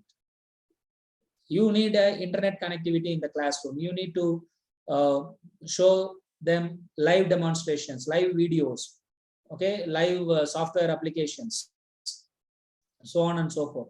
So the infrastructure of the higher education institutions to be designed or upgraded to support these aspects, and train faculty in being good facilitators. Again and again, I am emphasizing this. The faculty should be trained, sensitized. They should understand, accept that I am a facilitator for my students. Okay, so in that aspects, the administration or the management should train faculties. Various faculty development programs have to be conducted on this aspect. So the principles of student-centered learning, these are all the various principles. This requires active learning and ongoing reflections. Active learning, the student learn by himself. We facilitate their learning. And once they learn, they should reflect. They should brief what they have learned. Okay, debriefing is very, very important. So this reflection is important. Does not have one size fits all solution, right? So all 60 students in the class or 100 students in the class are not the same. So your one lecture may not fit to all. One delivery, one content may not fit all. There may be slow learners, there may be fast learners. Okay, the fast learner, as I said earlier, need not to listen to your lecture. He knows already. He might have gathered the information. He might have understood the concept. So he wants to know more. He wants to advance his learning further. For that, how you are going to facilitate. The slow learner could not understand the basic concepts. So for him, how you are going to facilitate. That is where you have to act as a facilitator, but keep in mind, one size does not fit all. And recognize the students' diversity. Okay, the students are of various diverse backgrounds, socioeconomic backgrounds, educational backgrounds, the language backgrounds, medium of instruction. People might have come from Tamil medium, English medium, Hindi, whatever it is. Okay, so we have to understand these diversity aspects, socio-demographic aspects, socio-economic aspects, and deliver our contents and facilitate their learning. Students have different experience and background knowledge based on their socioeconomic and the schoolings, whatever it is. Students need to have choice and control over their learning. This is very, very important. This is where now UGC is highly recommending for the choice-based credit systems. The student should have the choice, which course I should choose, which course I do not want. Okay, which semester I have to write. You know, in the Western universities, there is a fast track. Means if the program and the actual program is for 6 semesters, the student can choose. I want to write my 7 semester course, take up 7 semester course, or prepare write my 7 semester course.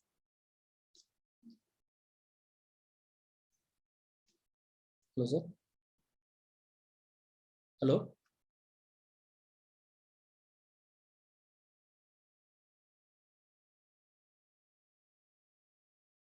Arul sir. Arul sir. No, sir. Proceed, sir. Proceed, sir. Proceed, sir. I think I got a call from you. That's why. No, by mistake. By mistake. Right, right. Okay. Okay, sir. Okay. So well, I was telling you about if there are 6 semesters, they can take up 7 semester courses along with the 2nd semester. They can say, I want to write a 7 semester course in 2nd semester, so that they'll finish the program in 1.5 semesters, so 1.5 years or whatever it is, 3 years course program, they'll finish it in 1.5 years. So that sort of choices should be given to the students. Flexibility should be, autonomy should be given to the students. enabling higher order thinking, okay, critical thinking, higher order thinking. For that, we should facilitate these aspects. We should facilitate, and learning needs cooperation between student and lecturer. So learning needs the cooperation. As I said, it is not going to be a separate entity. The student cannot say without a facilitator I can do. The teacher cannot say my job is only to deliver. So there should be a cooperation among both of them in the teaching learning process. So some of the tools which are student centered or learner centered are given here. One is the flipped classroom. Many of you may be familiar with this. In the class, students practice applying key concepts with the feedback. Before the class, the students prepare to participate in the class activities. And after the class, students check their understanding and extend the learning. So to make it very simple, the learning happens outside the classroom. Okay, only the higher order thinking, discussions, and further understanding is happening inside the classroom. So we tried in our institution, we tried this model at higher classes at the 4th year B Form level and 5th year Form D level. It was a successful model. We have to deliver our lectures, our study materials about a particular topic well in advance to the students, so that the students are expected to go through the materials, listen to the lectures, and maybe at the end of the lecture in your material, you may have posted some questions to understand what they have understood, okay, to assess what they have understood. So when you come to class, these are all the things which I want to discuss. So they come to the class and no more you are going to teach anything in the class. Straight away, we go into the discussion part, and if at all the student has some queries, we will clarify it. And if they want to know advanced concepts, we will talk about it, we'll facilitate their advanced learning. So this is one of the very important and very popular student-centric learning tool. The next one is the mind mapping. This is usually done after we complete a particular topic.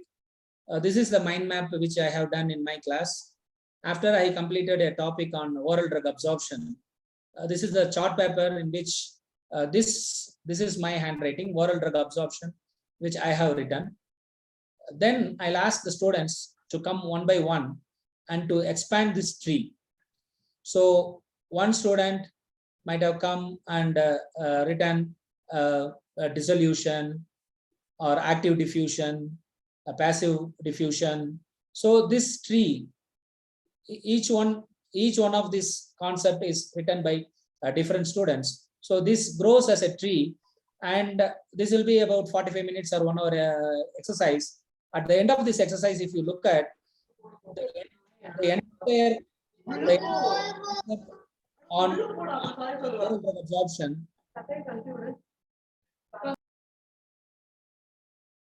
the entire concept of oral drug absorption would have been captured.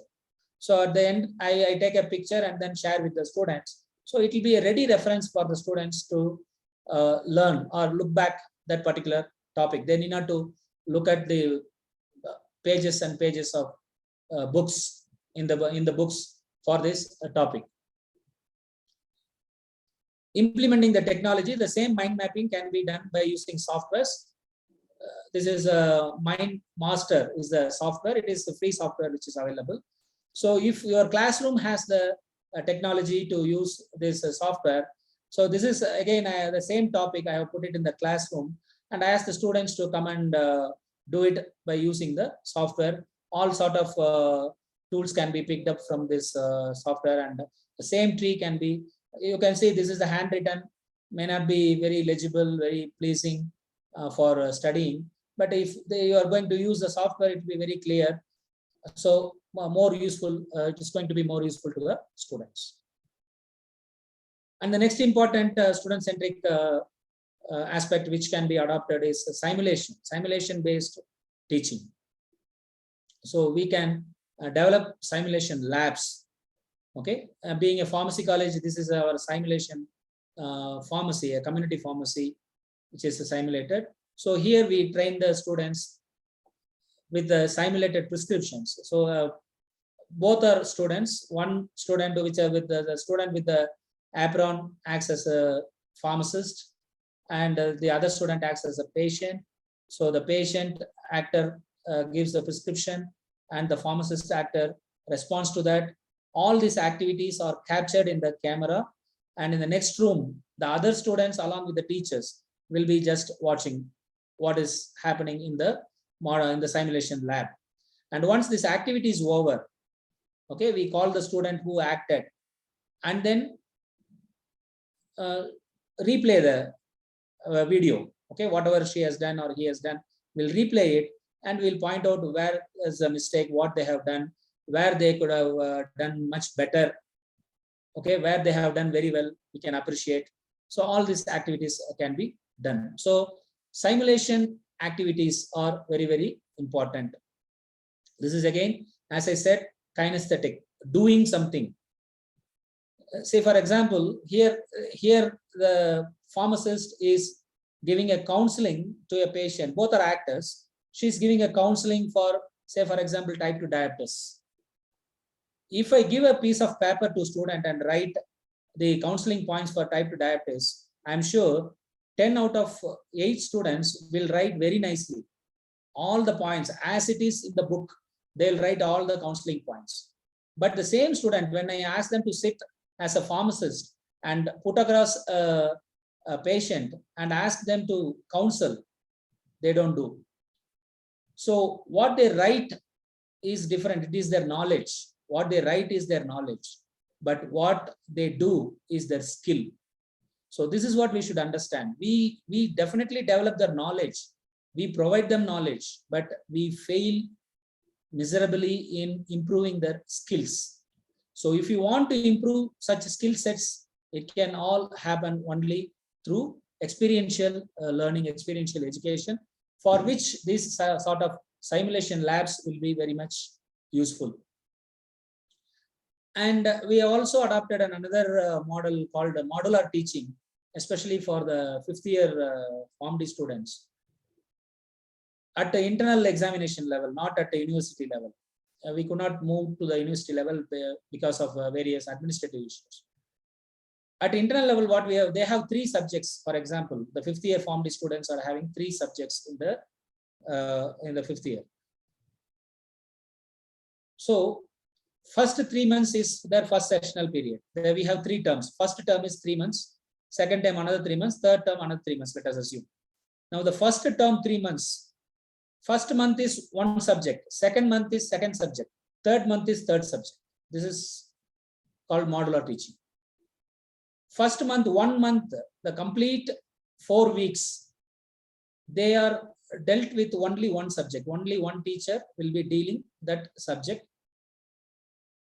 for the first term portion. Once that is completed, they will take up their first term exam immediately. We call it as sessional exams here. The first term, not the university exam, the internal exam. First term internal exam is taken at the end of first month when the first subject is completed. Similarly, when the second subject is completed in the second month, the internal exam is conducted. Third month, third internal exam for the third subject. That's it. Again, for the second term, another subject. So the subjects are taught in a model. It is not that today Saturday 10 to 11 is subject 1, 11 to 12 is subject 2, 12 to 1 is subject 3. That is a normal timetable which we follow.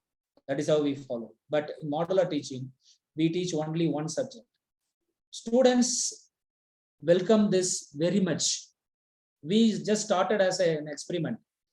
We just ask the students, as I am a Form D coordinator as well, I just ask the student, let us try it out first and see.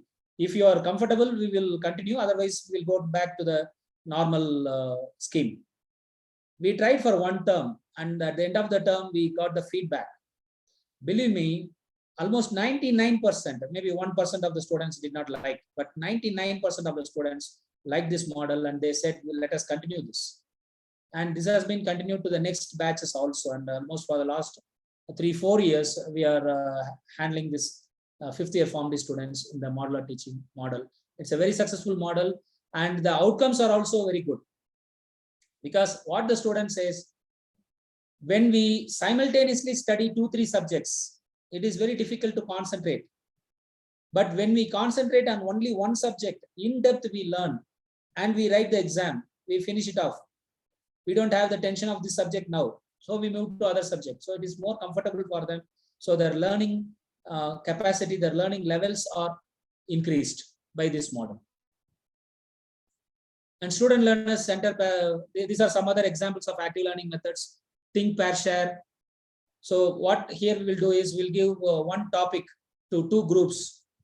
Okay, the one common title is given to the 2 groups. They have to think, write it about that, write whatever they think about that, and then they should share among themselves about the topic, what they have written, what the other group is written, which one is correct, which is wrong, why it is correct, why it is wrong. All this will be discussed. Collaborative learning groups, student-led review sessions, games, analysis or reactions to videos, student debates, student-generated exam questions, mini research proposals, analyze case studies, keeping journals, write and produce a newsletter, concept mapping, so on and so forth. As I said, all these are available in the public domain and various resources. As faculty members, we can always go through this. Coming to ICT-enabled teaching learning, which is very much important now in the COVID condition. So we are at one place and our students are in the distance, and still the teaching learning process is going on. Why ICT teaching learning? The next generation learners, I have already given enough information about the next generation learners. They use internet, mobile, computer, they are experts in this. Improves self-directed learning, flipped classroom model, I said. It offers flexibility and comfortable learning anytime, anywhere. So they prefer it. Increases the student-teacher contact hours 24/7. It is not that only 1 hour I'm going to there. And moreover, it is more flexible, as I said earlier. If a student is listening a lecture, after 20 minutes, if he feels he has to take a break, he can pause the lecture and go back, go to his work and come back and then resume it back. In the classroom, it may not happen. So it reduces the teachers' trainees' manual workloads and reduce the educational expenditures as well. So there are so many tools available. We have to choose the right one, which one to use. Okay, and more popular ones used are Zoom, Google Meet. These are all the ones, at least in India, very popular. This ICT-enabled teaching and learning can happen in 2 ways, synchronous and asynchronous. What is synchronous is learning the same thing at different times is asynchronous. Synchronous is learning the same thing at the same time. Okay. The learning happens at the same time, that is synchronous. Learning happens at different times, it is asynchronous. So ICT-enabled teaching is useful for both. You can do synchronized teaching learning, you can do asynchronized teaching learning. So for some of the examples like Zoom, Google Meet are all synchronous. So when I'm giving a lecture lively on Zoom, they should learn. Whereas asynchronous is like Google Forms, LMS. I put my video in my LMS, Learning Management System, simulators, forums, Slack, Kahoot. These are all tools. Okay, you can just Google it and understand what it is. So these tools are useful for teaching and learning in the asynchronous mode. These are all various portals online available for online education, Swayam, okay, UGC MOOCs, Swayam Prabha, etc., etc. OpenWHO.org, especially for healthcare professionals. Many courses are available in these platforms, which can be sensitized to the students. I told earlier, this should be sensitized to the students. But what is the challenging aspect in ICT enabled teaching learning? Do all the students have internet and devices? A big question. Will your staff and students adapt the digital pedagogies, particularly staff, whether they learned all these digital pedagogies, whether they have been trained for that? That's a big question. Technological difficulties and lack of IT support. I'm a pharmacy person. I don't have any IT knowledge. Whether the institution is giving me IT support, institution is giving me any opportunity to learn these IT technology-based aspects. That's a question. Which online tools will be suitable and affordable? As I showed a couple of slides before, hundreds and hundreds of tools are available. Which one to choose? Which is affordable? Which is cost effective? So that sensitization should be given. How to overcome the web and security issues. Okay, when the moment we go to the internet, we are watched. Okay, and no security for our material. If my material is intellectual property, okay, then what is the security that I have? These are all the questions to be addressed, or these are all the challenges should be addressed when you adopt ICT enabled teaching for learning. The last part of teaching learning, which I would like to discuss, is the interprofessional education. There are two types of interprofessional educations. One is student-centric, another one is instructor-centric.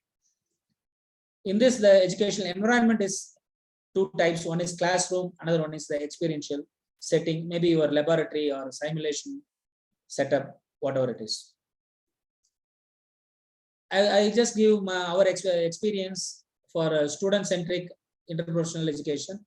Our practice, we do interprofessional education between the Form D students and nursing and medical students for the subjects called pathophysiology of cardiovascular diseases.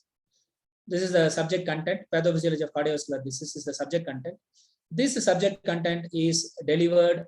The teaching learning is happening with Form D students and nursing or medical students as an interprofessional education. This is student-centric. Whereas in the instructor-centric, we conduct continuing pharmacotherapy education courses.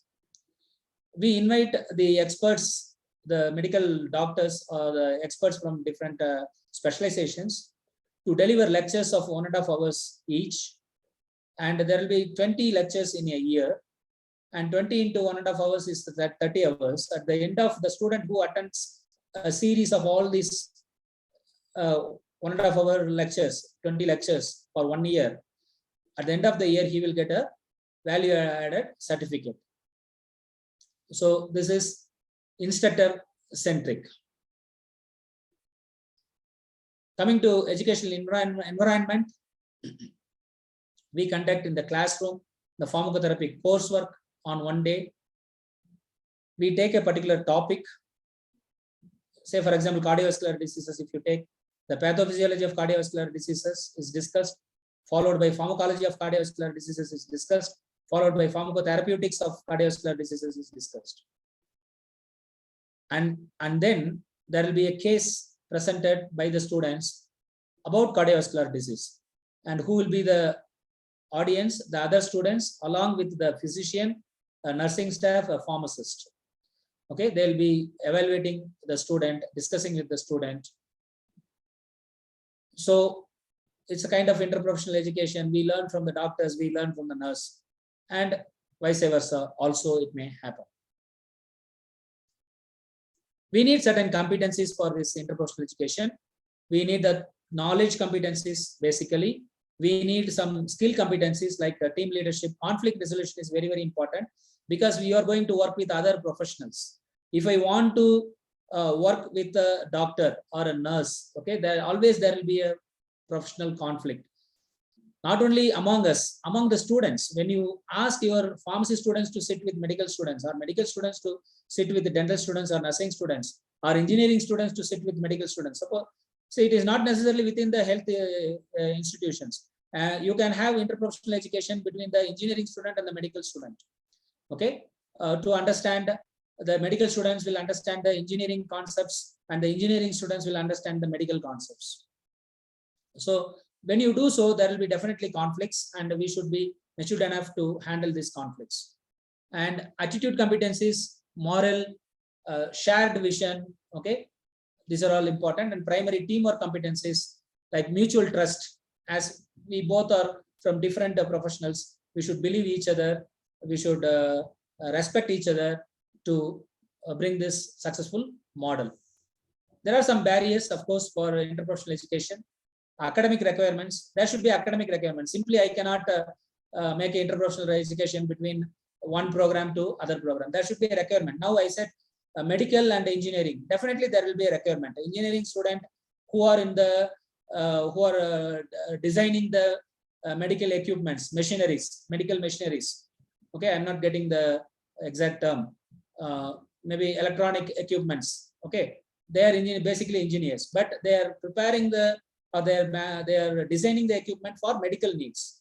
So they need to understand some of the medical concepts. Similarly, the medical professionals who use these electronic equipments has to understand certain electronic concepts. So there is a need of the curriculum. Okay, academic requirement is there. Then we can design such interprofessional education. If so, no such things, and there is no need of interprofessional education. Academic calendars, that is very important, because engineering college will have their own calendar, medical college will have their own calendar, pharmacy college will have their own calendar. When you call them, they will have exams. When we go or when they come, we will have exams. All these are issues. Insufficient interprofessional faculty. Okay, we should have that mindset. Faculty development. People should be trained in this aspect. Resistance to change. This is very important. This attitude matters. Okay, why I should go to the nursing college and sit along with them and teach or study, learn.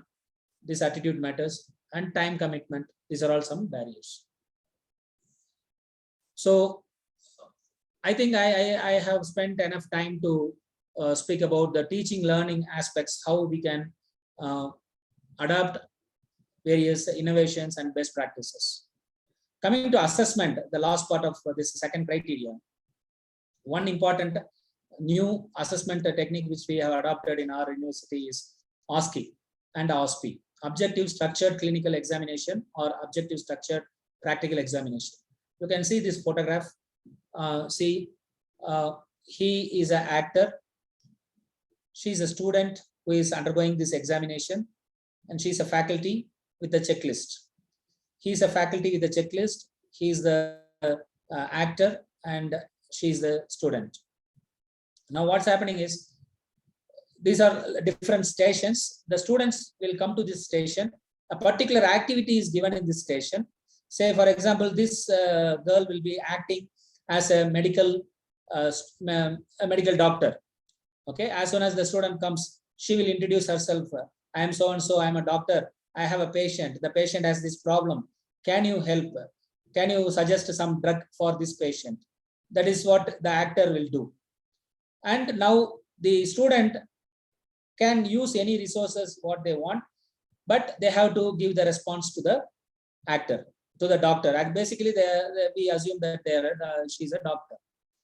This entire activity is observed by the examiner, the faculty there who is sitting there.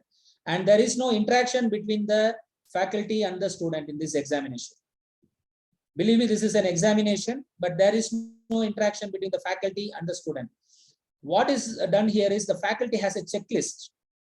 Okay, we design a set of checklists for each and every activity, and he will just observe whether that checklist is as per the checklist, the student is doing it or not. Yes means he will give 1 mark, no means he will put 0. That's all. Okay, so this is a very effective model of assessment. Once again, here we are assessing the skill set of the student, not the knowledge. OSCE examination is not for assessing the knowledge, it is assessing the skill set. So if you want to assess the skill set of your students, you have to adopt either a clinical examination or practical examination, anything, but it should be objective evidences, objective outcomes, and structured outcome. Okay, it's again a big science. We can have a separate 2-3 days workshop on OSCE. In fact, we have attended a 3 days workshop on OSCE. So it's such a big subject matter, but I just want to sensitize the faculty members here, the participants here, to explore this. The other innovative evaluations are open book test, peer evaluations. This is one more which we do. Whenever we evaluate the students during their seminars, it is not only the teachers evaluate. We also ask one of the student, their classmate, one classmate to evaluate. Okay, it avoids the bias. It also gives the confidence to the student who evaluates. So he also come prepared. So all sort of merits are there in this model. And one more interesting thing what we have tried is write your own question. So what I did was in one of the classes, I said, tomorrow, this chapter, there will be a test. So you prepare and come. All of you must prepare and come for this chapter. So next day, students have prepared and come. I did not give any question to them. Rather, I asked them to write the question. I said, the best question will be given highest marks. Okay, believe me, very, very critically they thought. Okay, very critical thinking, higher order thinking took place, and they have put all such wonderful questions, very, very critical questions. Even as lecturers or as teachers, we might have not thought to that extent. Okay, so that is another way of assessing the student. There are many other assessment methods, but as I said, we did not adopt many innovative assessment methods as we did for delivery of curriculum, teaching and learning. Teaching and learning, I do understand many things we have implemented, but in assessment still we are lacking, and we have to concentrate on this. So as I said, I took maximum time for the first two criteria. The next 4 criteria I'll just touch upon. Innovation and best practices in research, okay, consultancy, and etc.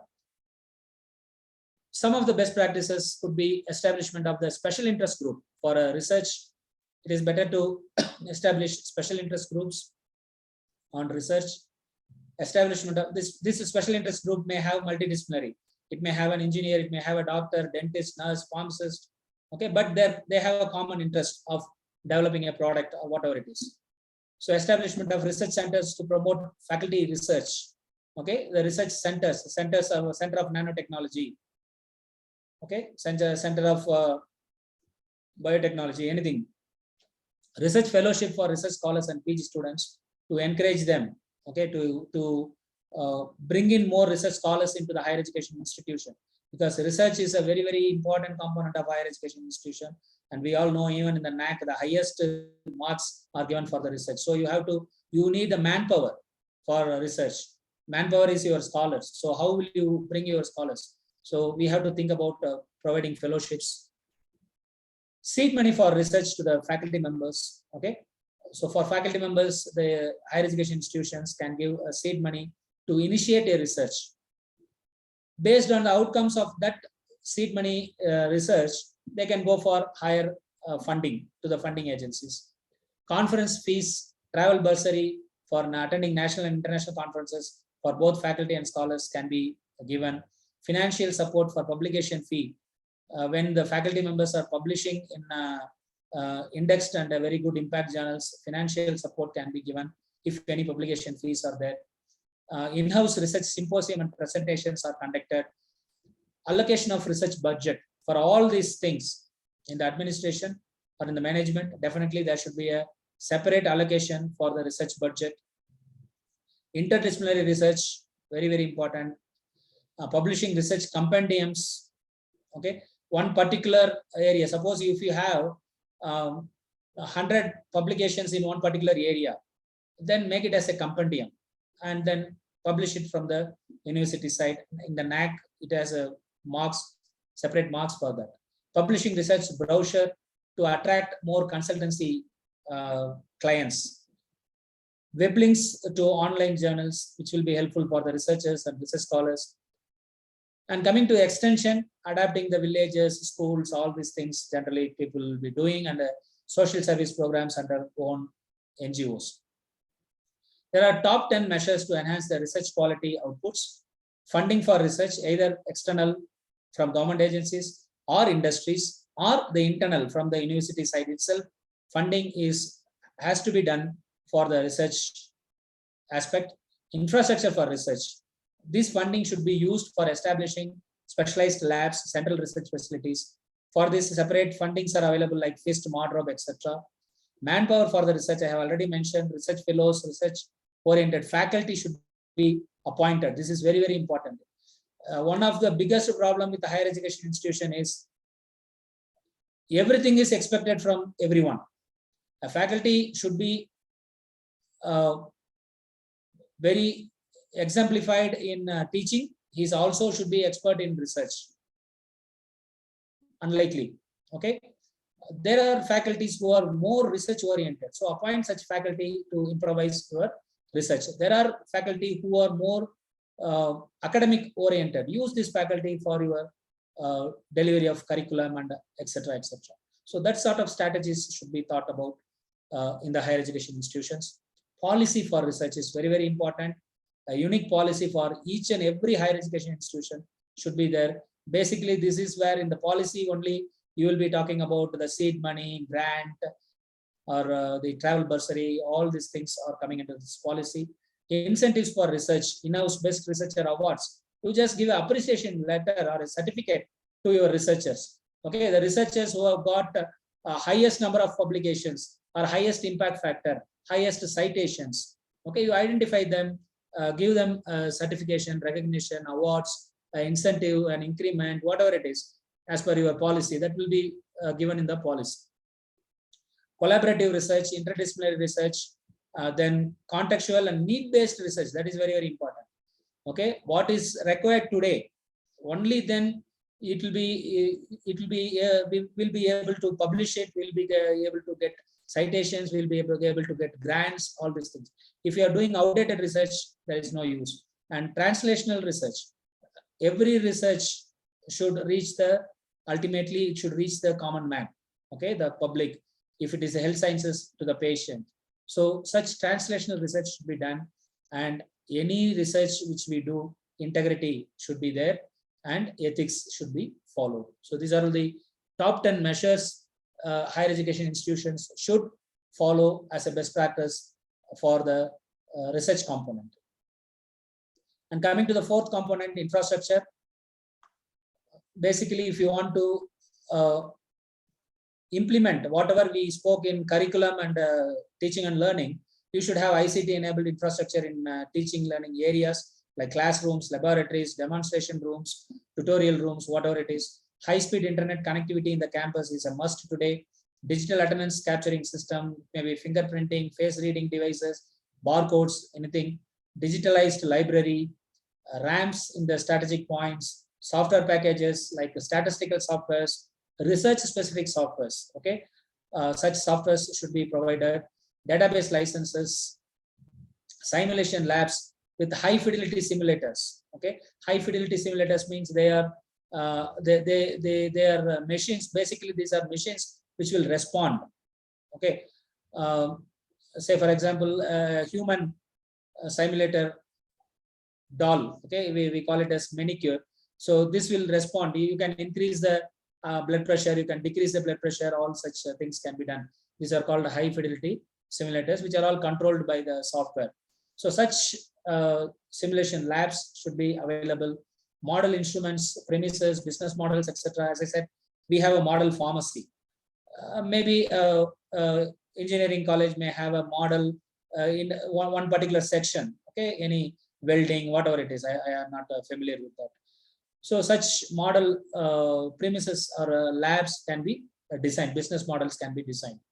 And of course, green audits and safety audits are all best practices to be carried out in the higher education institutions. And then coming to student support services, student counseling services, we have toll-free numbers for students.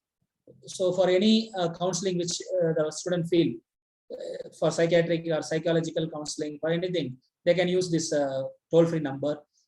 Confidential web portals are available so that the identification will not be there. They can simply give their grievances. Access to professional counselors. So as I said, you give for toll-free number, but you should also appoint professional counselors. As a teacher, I can counsel the student to some extent because I am not a professional counselor. So the higher education institution should appoint the professional counselors. Personality development programs should be conducted for the students. Soft skill development programs are conducted. Mock interviews and job fairs to attract the employers to be conducted.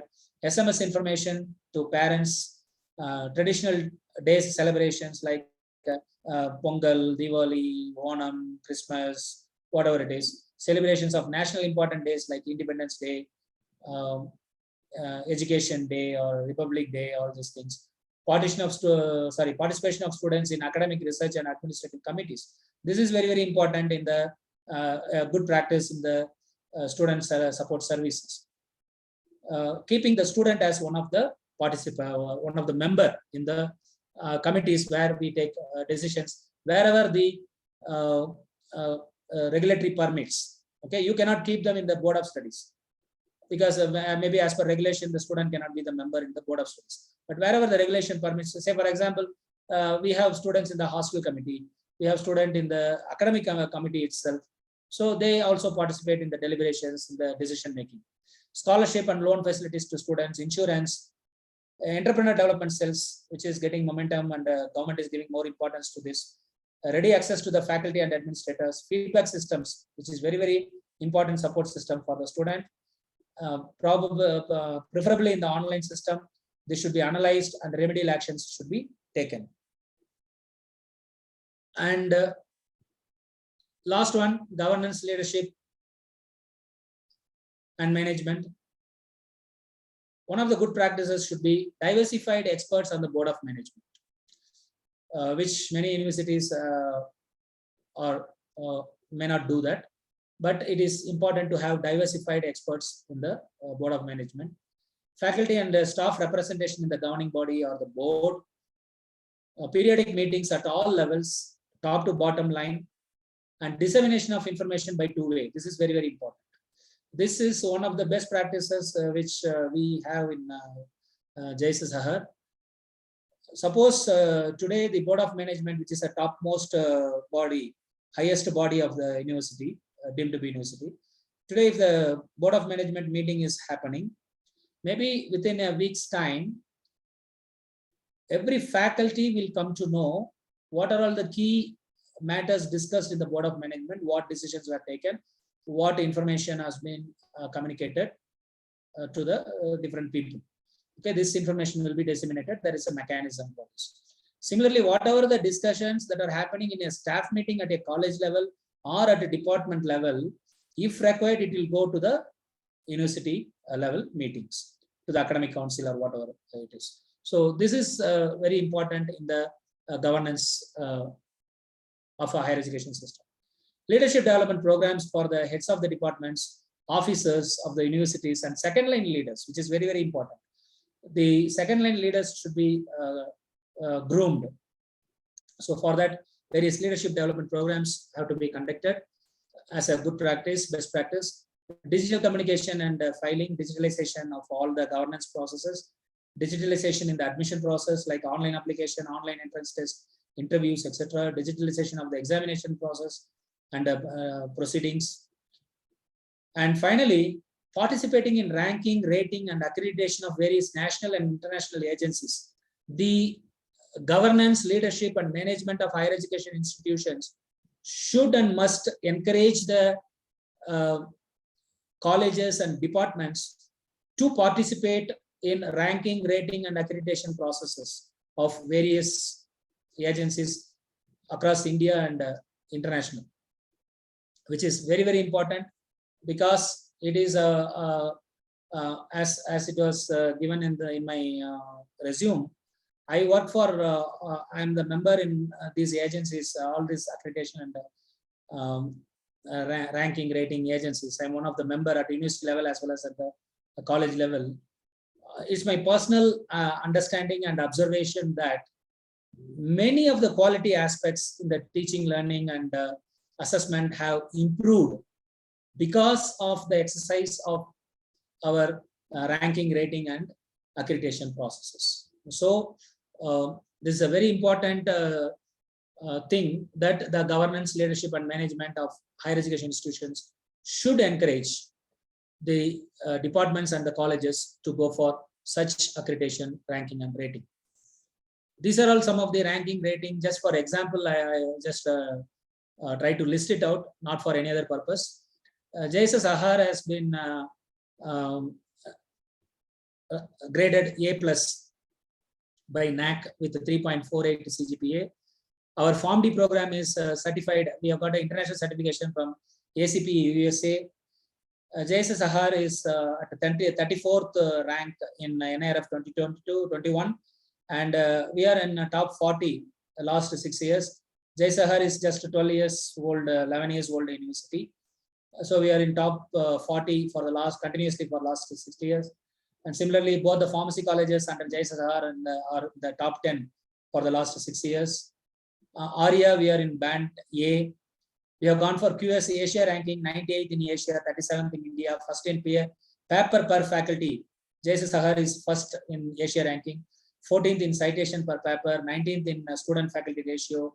The innovation and impact ranking of THE, Times Higher Education, 2022, we are at the band of 351 to 400 rank among the 1,600 universities and across 99 countries. Again, QS World ranking, the pharmacy pharmacology subject, it is a subject ranking. In that, the pharmacy program, both the pharmacy colleges data have been submitted. We are ranked between 201 to 250 rank among 1,453 institutions across the world.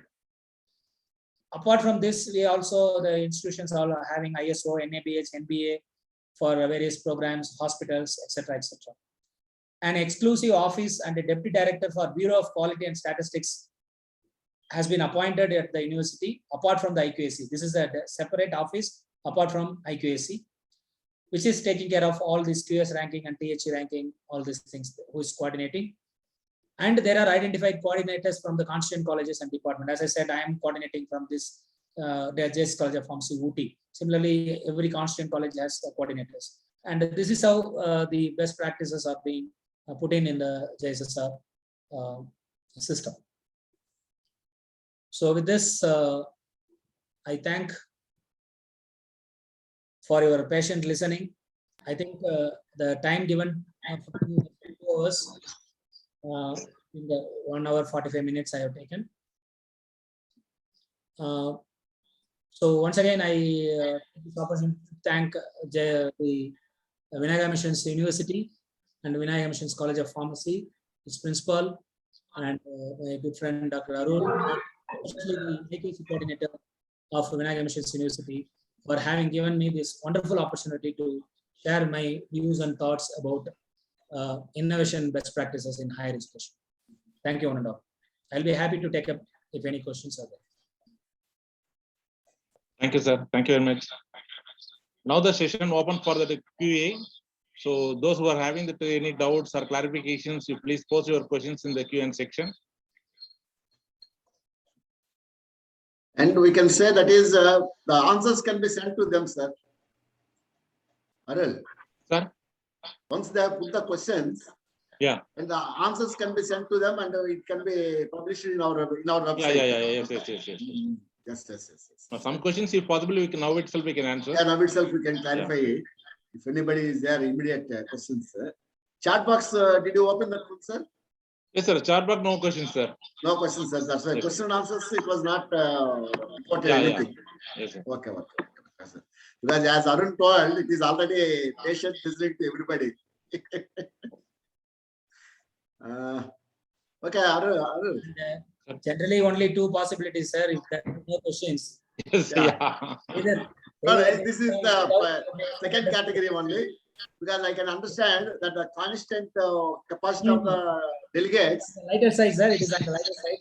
Not to be. Yeah. Lighter side only. They are all it was very good. People, faculty members, they do understand these concepts. So nothing new. That's all. So it's not because all our faculty now, we are all involving in our IQAC formats, IQAC works. That's what I'm all saying. Very interesting for us to know some of the things also. And most of the things what you have given, and we are following also now. Because like seed money and research incentives and all these things, we are our university, they are following as per what they are given in the what we can say the procedures. Policies for that. SOPs. Yes.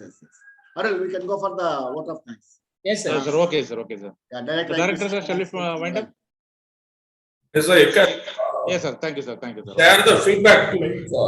Yeah, yes, sir. Just a minute, sir. I will. What after what of? So now itself I will put, sir. Yeah. And you can put Just a your minute. feedback. Yes, sir. 1 Then second. Sir. simultaneously we can go for the vote of thanks. Yes, sir. Yes, sir. Just a minute. It is permissible to Vinayaka Missions University. Please share the feedback to me also. Sure, sir. Sure, sir. Okay, sir. Thank you, sir. Thank you.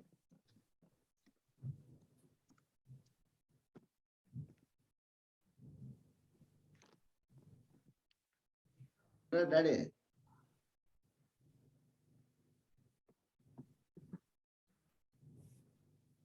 Yeah.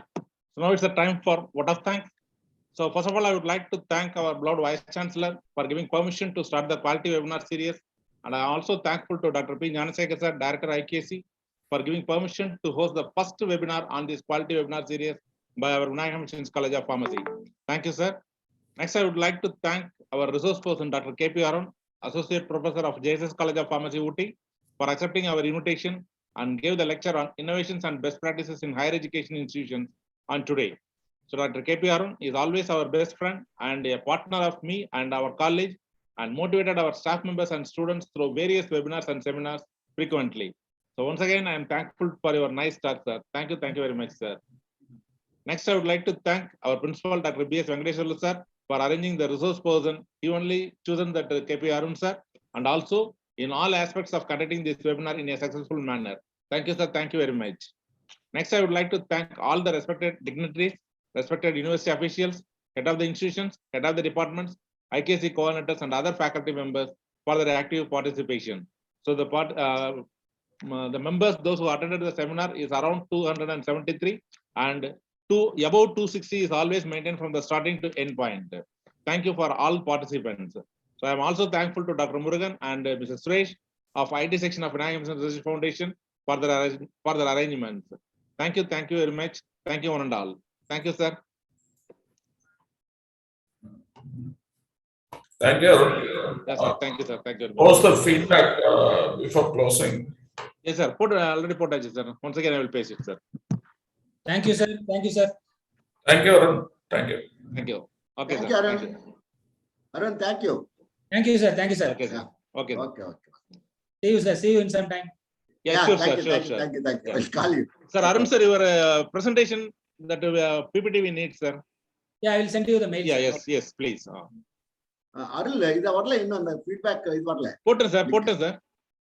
போட்டாச்சா? Chat பாக்ஸ்ல போட்டேன் 2 ரூபா போட்டேன். Everyone போடுங்க. ஓ sorry. அதுதான் இது. ஓ sorry. Yes. Okay, no problem.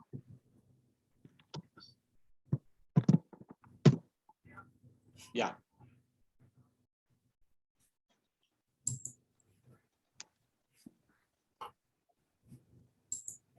Yeah, now it has come. Yes. Thank you, sir. Thank you. Okay, sir. Thank you, sir. Thank you very much, sir. Okay, thank you. Shall we leave, sir? Gnanasekhar, thank you. Yes, sir. Yes, sir. Yeah. Okay, sir. Right. Sir, principal, sir. Okay, that's all. Okay, thank you, Shall we Arul. leave? Yes, sir. Yes, sir. Thank you, sir. Thank you. Yeah, we can leave. Yes, sir.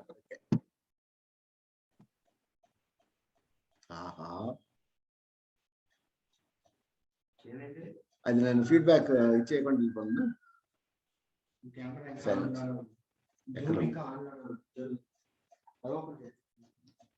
అయితే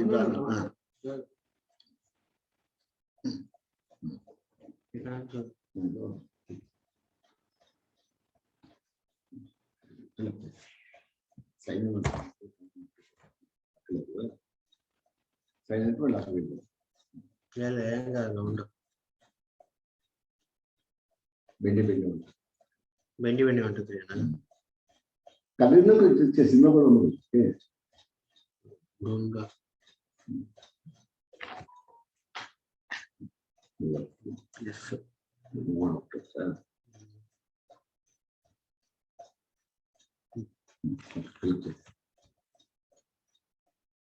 email బెండి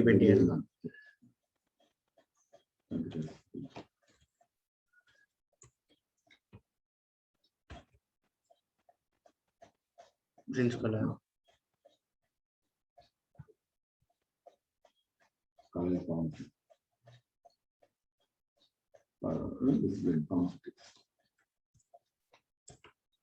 So text spelling jump. CEU TACS. That was Kondapan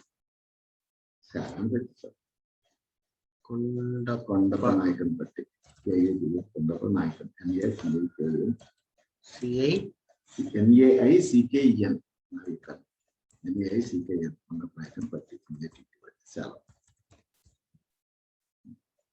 908041412909.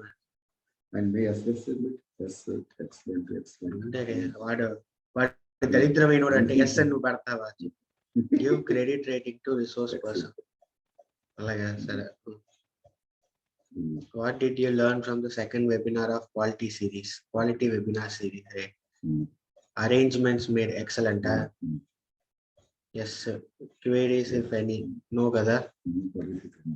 No. Your valuable comments. Good.